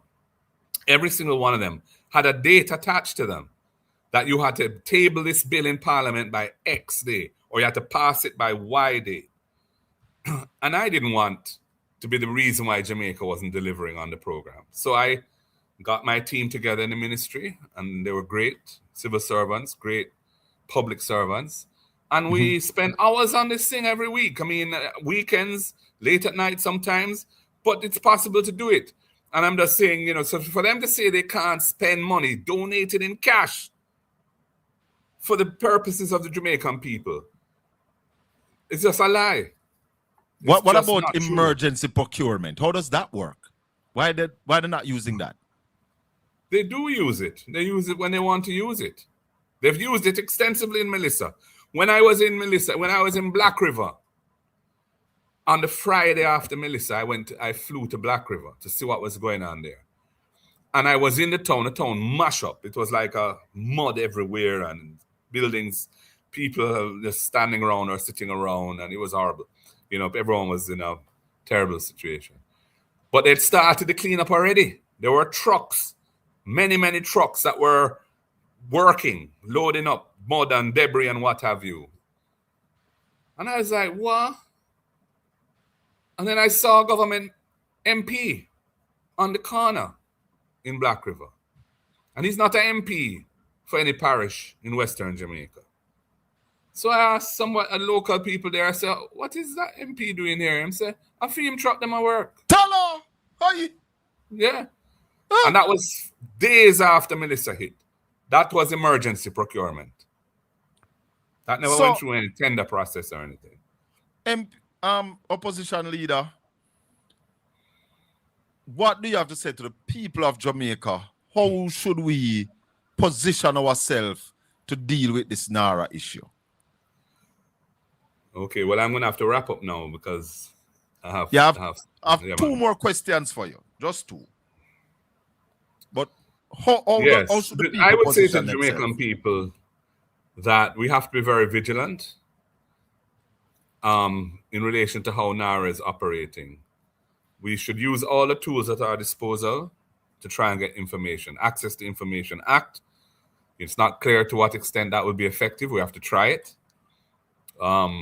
We have to go to court if necessary to get information.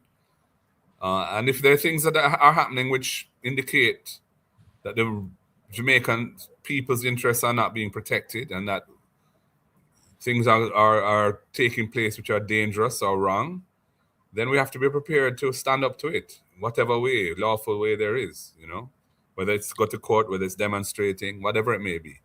We just have to be as vigilant as we can. I mean, I am hopeful that they won't abuse those powers, those immense and extraordinary powers that they've given themselves.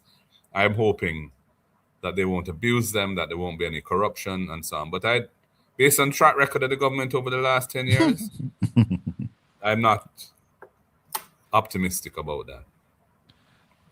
The Integrity Commission opposition leader tabled a report from, I think, March. They sent a report to the Parliament from March. It has not been tabled. You put out a release on that today. Speak to us a little bit about that. I was shocked to read in yesterday's Sunday newspaper that a report on the Firearm Licensing Authority, FLA, had been sent by the Integrity Commission to Parliament, I think on the 30th of March. Mm-hmm. And we didn't know about it because all you know is that a report has gone. You don't know what the report is. And those reports can be from, some public servant who hasn't filed their thing on time to something serious like this. So we didn't know until somehow the newspaper got some information about it. And it turned out to be about the Firearm Licensing Authority. And there was a cover letter from the Integrity Commission to Parliament sending the report, which said that it is about acts of corruption and wrongdoing within the FLA. That's a very serious matter. The FLA is a very critical agency of government. Yes. Because it is empowering people to have lethal weapons.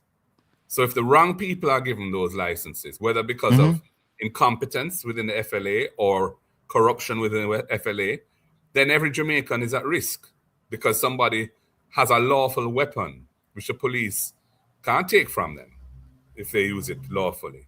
And they might use it to do something unlawful and then it's too late. So the point really is, this was a critical report.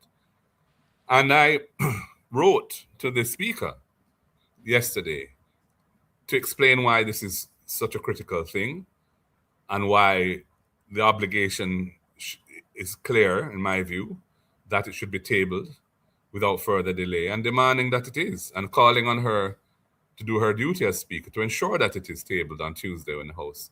Is it a breach, opposition leader, by the Speaker of the House? In my view, it is, because the purpose of the act is being thwarted. When the Integrity Commission completes an investigation, often it takes them a long time to do the investigation. They write their report and they send it to Parliament. The purpose of that is to bring it to the attention of the nation, to bring it to the attention of the parliamentarians, the media, and all Jamaicans. And that is the sunlight, that is the disinfectant that can result in action being taken and making the public aware of what's going on and bringing pressure to bear to have things change and improve and be fixed. So if the Speaker and the President of the Senate get these things and sit on them, and we don't even know what they are, they're undermining the very purpose, the central purpose for which the Integrity Commission was established. And that's not right. And if it's not tabled on Tuesday? Well, we'll have to see. I don't like to predict what action we will take. We will see what happens on Tuesday. My final question to your opposition leader is coming from the chat room, about 50, 60, maybe hundreds of people in the chat room saying with all that has been happening, this breach, the underspending, the police excessive, all that is happening, when will the opposition take it to the streets? Ask them if they're going to come and join us. Well, they have been saying, and as I said, it's not my question, it's their question. I am obligated to ask because people are upset. Listen, people are upset and justifiably upset. And it's something that we are considering how to deal with, Unfortunately, what we have found over time is that people don't have the fire in their belly again for going on the street and demonstrating. they're happy to see others do it, but they're busy or it's too much trouble or them can't bother.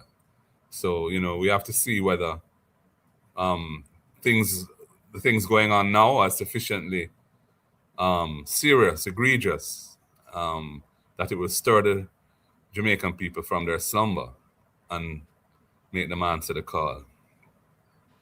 Everybody, people in the chat room are gone over 100. Yes, they are ready. But opposition leader, let me thank you this evening for taking the time out to speak to us about this very important matter. I don't know if there's anything you want to say before you leave us. Just to thank the Jamaican people for the support they've given me over the years and our party, and ask them to stick with us on our noble mission, and help us to be, you know, the best we can be. And we try to be there for you, and we ask that you be there for us too. And let's try and make Jamaica the best country in the world. Opposition leader Mark Jefferson Golden, my leader. Big up yourself, comrade leader. One love. Thanks for spending the time with us this evening. I appreciate it. Yeah, man. My pleasure. Thank you for having me, Colin, and keep up the good work. Blessings, my brother. Blessings. One love. Yeah, one love. Opposition leader Mark Jefferson Golden giving us what we got, about a hour and little. We give him thanks for that. Appreciate it. Yeah. I wonder if we don't know who there on it. Let me see if him still. Him dep on it. I wonder if we don't know who there. Hey! Wagwan! Hello? Your leader can't do an interview like that, you know. Mr. Ben? Your leader cannot do an interview like that. Well, I must admit that it was a very good interview. Very, very good interview. About my leader can't do it and not going to go down that road. But I will tell you. Hold on. I challenge your leader to come here and I tell him. I even make him a promise. I won't ask him nothing about him statutory filing. Because I know that is embarrassing. I wouldn't ask him about him statutory filing because I know he would be very embarrassed with that question. And I wouldn't want to embarrass him personally. I know Labour Right love embarrass people. But I wouldn't embarrass him with that. But there are critical questions bearing upon incompetence that I'd love to ask your leader.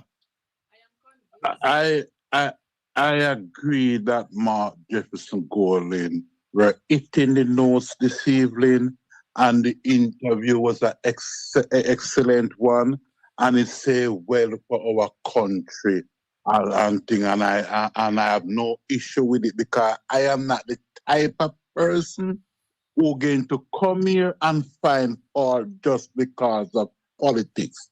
I have one concern. I noticed the viewership on your program this evening hit the record button for the first time. I would say, and I am a little nervous about that because it is clearly that the Jamaican people start to listen to Mark Jefferson Golden, which is good for the PNP and not good for us. I'm not good. Hold on, nephew. The producer wants to say something. Hold on, there. Hold on. I'm going to hear what the producer said.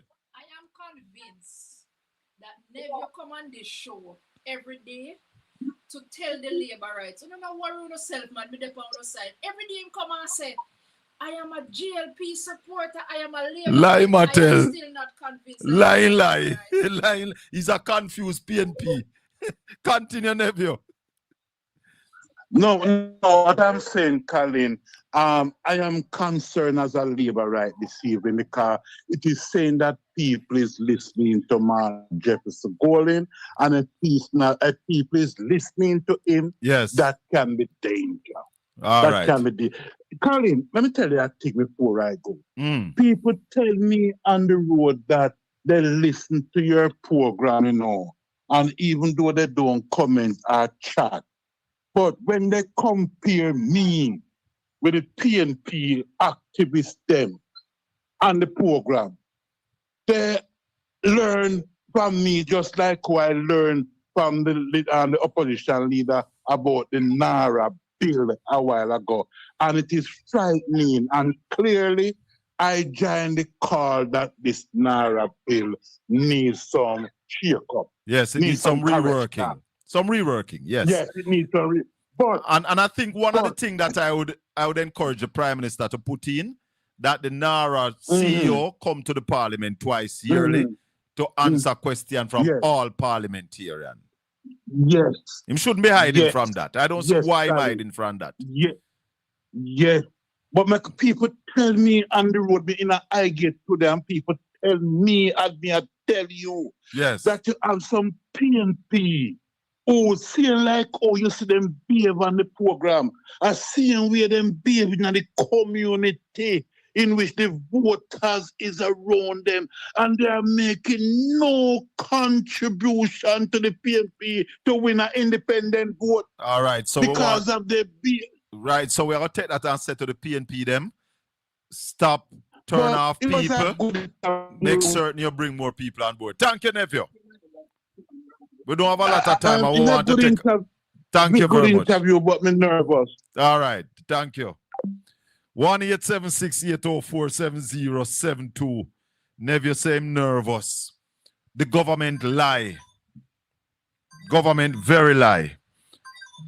They very lie when they say that it's procurement, but they couldn't spend the money. Can't I call you back after 7 o'clock? It's not true. They had no intention of spending the money on the people.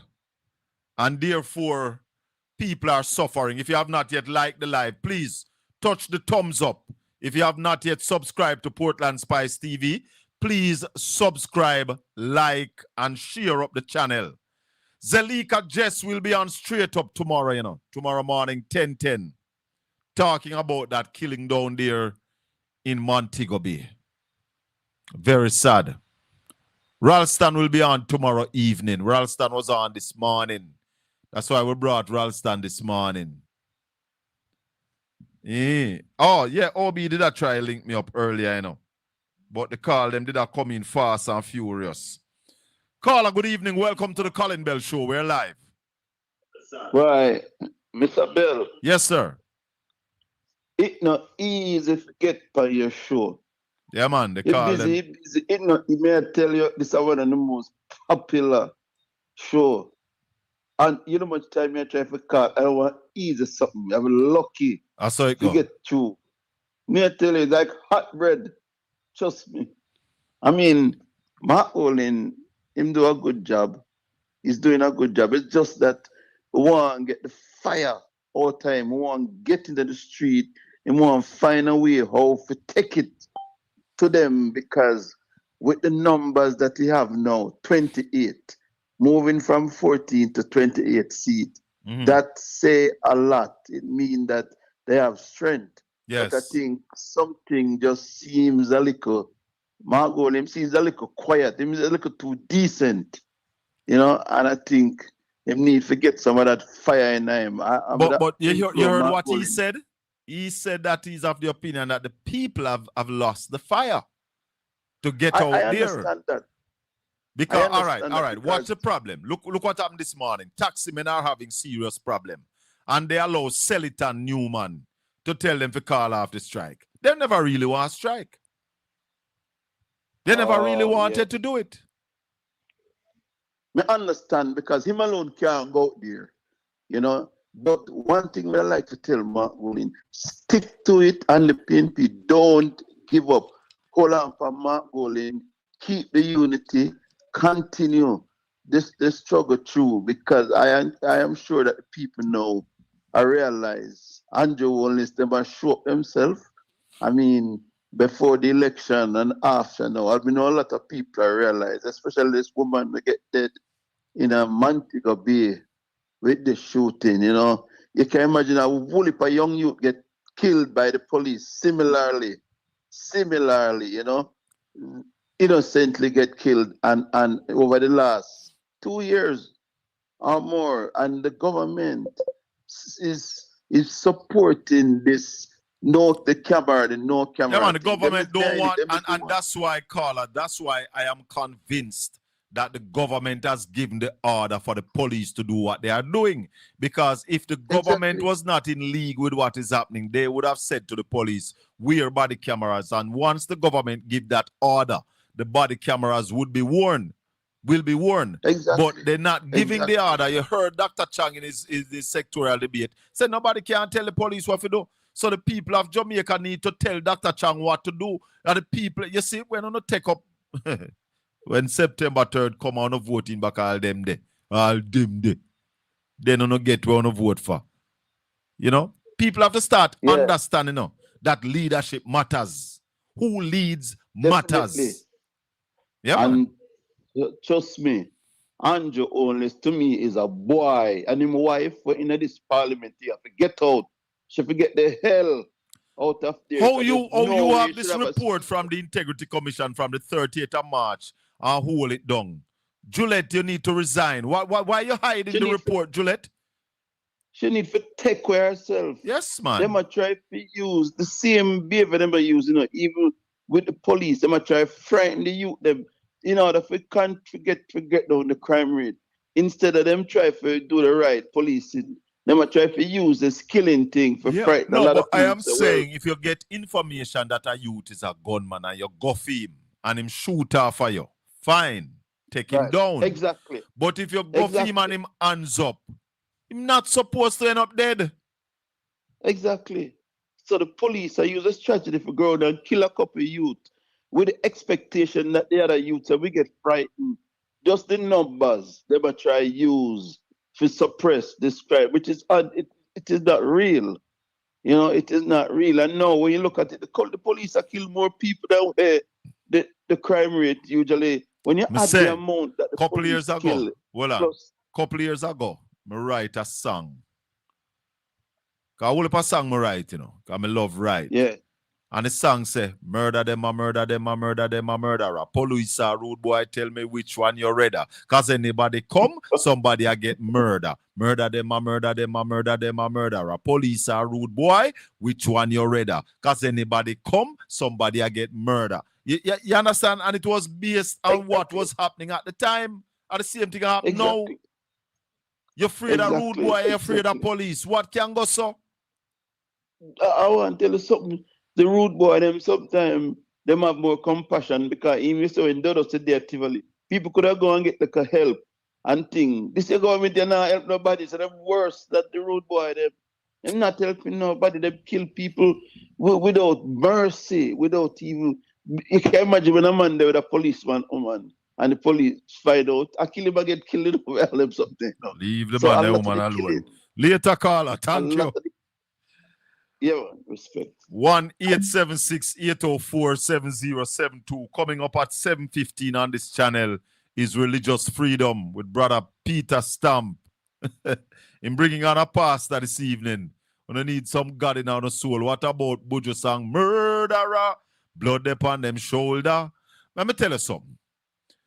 Jamaica right now needs help. And somebody said this morning that we need to call in the international media because that is the only way we might be able to get some help. When BBC, CNN, NBC, CBS, when those stations come to Jamaica and start carry the news, then Andrew Holness might respond. Good evening, caller. Go ahead. Yes, sir, Bill. Yes, sir. Right. Good interview. Thank you. And I listen to my leader, right? Yes. As what I was telling the other day, some people say yes, demonstration, but they are going out as what the leader said. Yes. But my concern is, Sir Bell, because you're a driver, and I think I drive. That lady, right? What they said, the police analyze that. When I look on the video, Sir Bell, when she made that turn, if she were pressing gas, remember when she get the shot, the vehicle just stopped like that. Yeah, man. As I said earlier, the vehicle never move off with nothing at all, Sir Bell. And you know what hurt me, Sir Bell, is 1 week after Mother's Day. 1 week after Mother's Day, they analyzed that lady. Right. The policeman behavior, that policeman behavior, he should be arrested. Not put on interdiction. He should get arrested. I would like to hear what the JLP them have to say about this thing here. Because it's everything that we see on the camera with every other killing, you can see that the police is wrong. So you see the camera is necessary. I would like to see. That is what why, a caller, JLP that is why they're not wearing the body cam. That's why the government don't want them to wear it, because the government issues certain orders to the police and the military, brother. We not blame the police, them, you know. The government, the Andrew Holness-led administration, have issued orders to the police and the soldiers, and they are carrying out their orders without any fear. Sir, nothing that the JLP will surprise you. They can give a quick history. I live downtown. I live at Lizard Town. You know, since Siago get you out of Lizard Town, so we not turning labor, right? It's Siago run me out of Lizard Town. That's why we could never like the JLP. I know the Lizard Town was PMP. Charles Street was PMP. Regent Street was PMP. Brett Lane was PMP.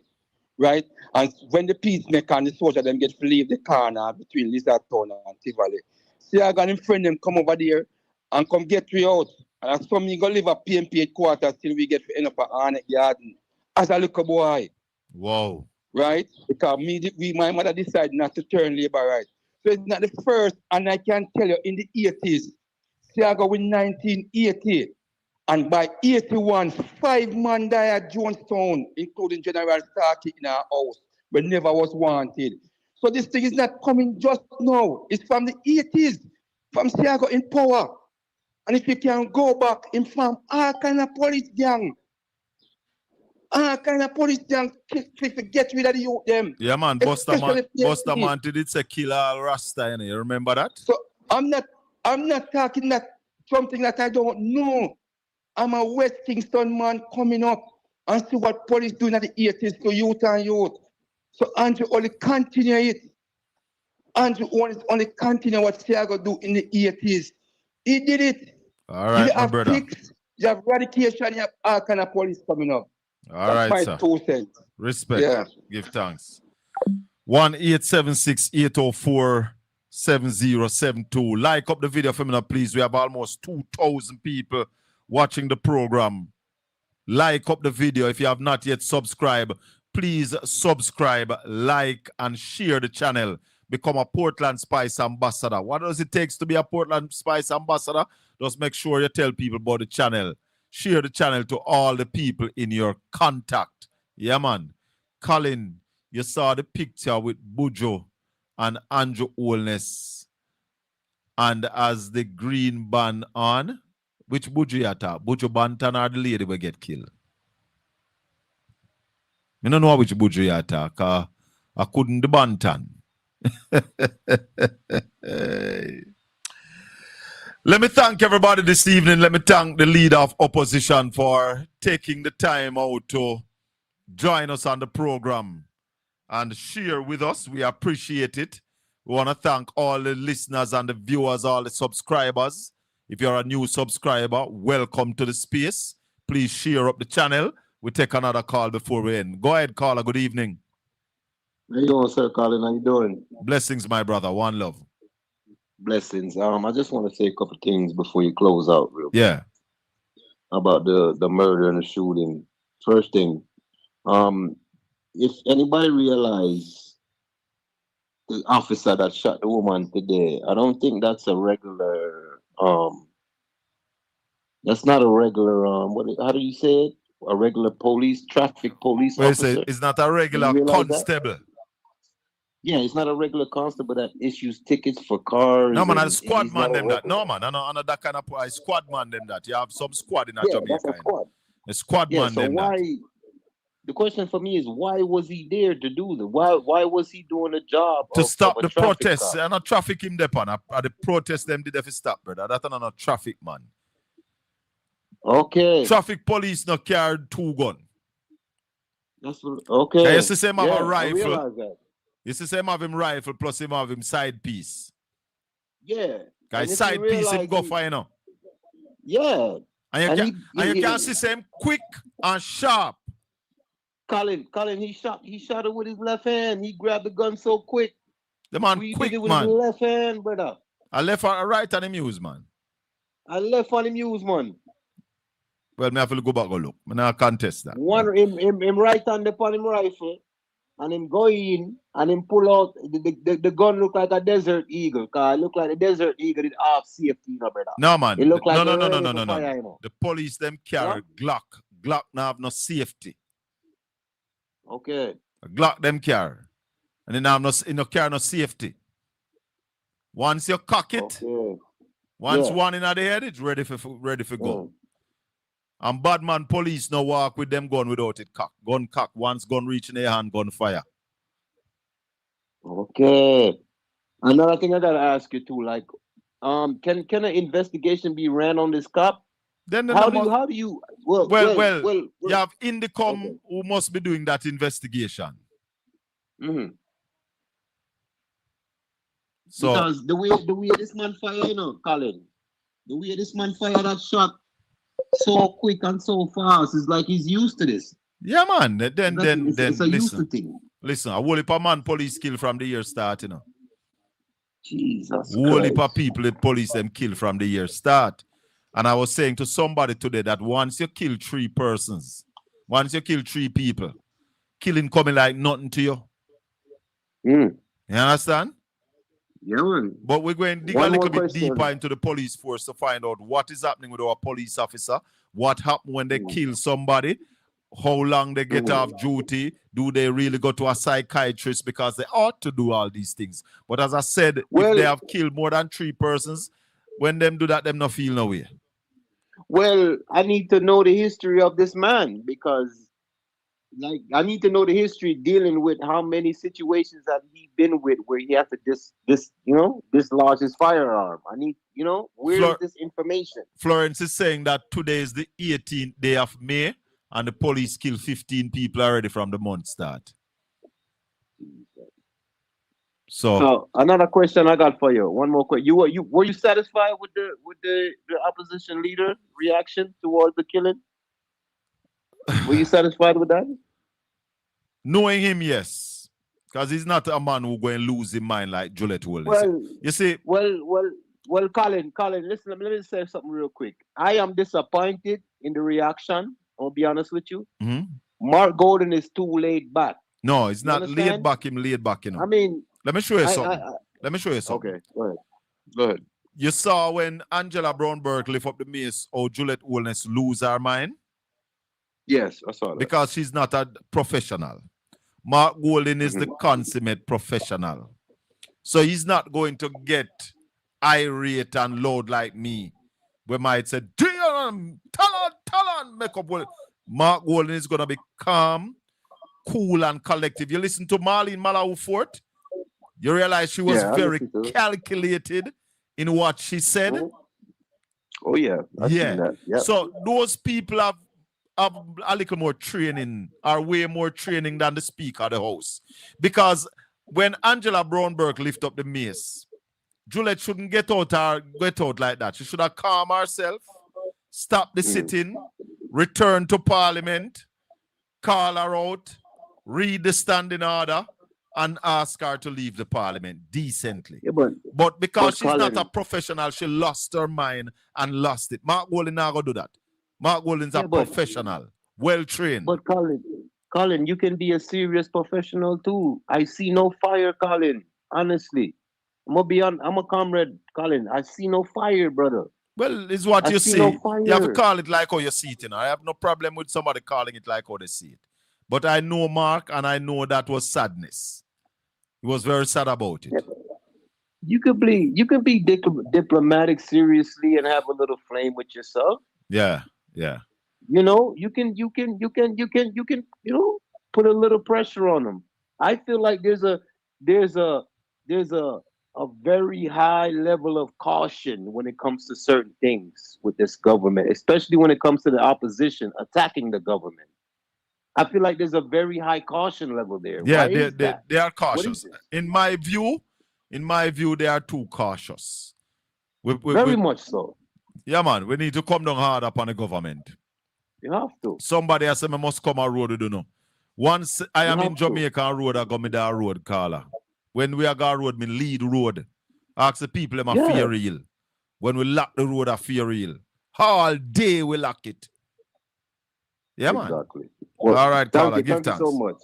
Give thanks. Bless up. Yeah, man. Thanks, everybody. Thanks to all the viewers. Thanks to all the new subscribers, the new listeners. Thanks, everybody, for being with us. Thanks to the opposition leader. If you have not yet subscribed, please subscribe, like, and share. Coming up in another 10 minutes is Religious Freedom with Brother Peter Stamp. Remember, we're going to be with you tomorrow evening for more of the Colin Bell Show. Ralston Iman will join us tomorrow evening. Remember, Zelika Jess will be on Straight Up tomorrow morning at 10:10 with Conrad O'Brien. He'll also be on YouTube. Conrad O.B., the fireman. Yeah, man, check him out. May the good Lord continue to bless and keep you. Make his face shine upon you and be gracious unto you. The Lord lift up his light and give you his peace. Until we meet again tomorrow evening for more right here on the Colin Bell Show. We want to thank everybody. One love, my people. Big up on yourself. And on stay safe, you know. Stay safe. Stay out of the police them way. Louis Culture take us out. Tell them to try pre-wee. Big up Portland Spice TV. Tell them to try pre-wee. Big up Portland Spice TV. Remember to subscribe. See, Portland Spice TV. Louis Culture say it once and we say it again. Portland Spice TV. We are going to hold them and pop it up.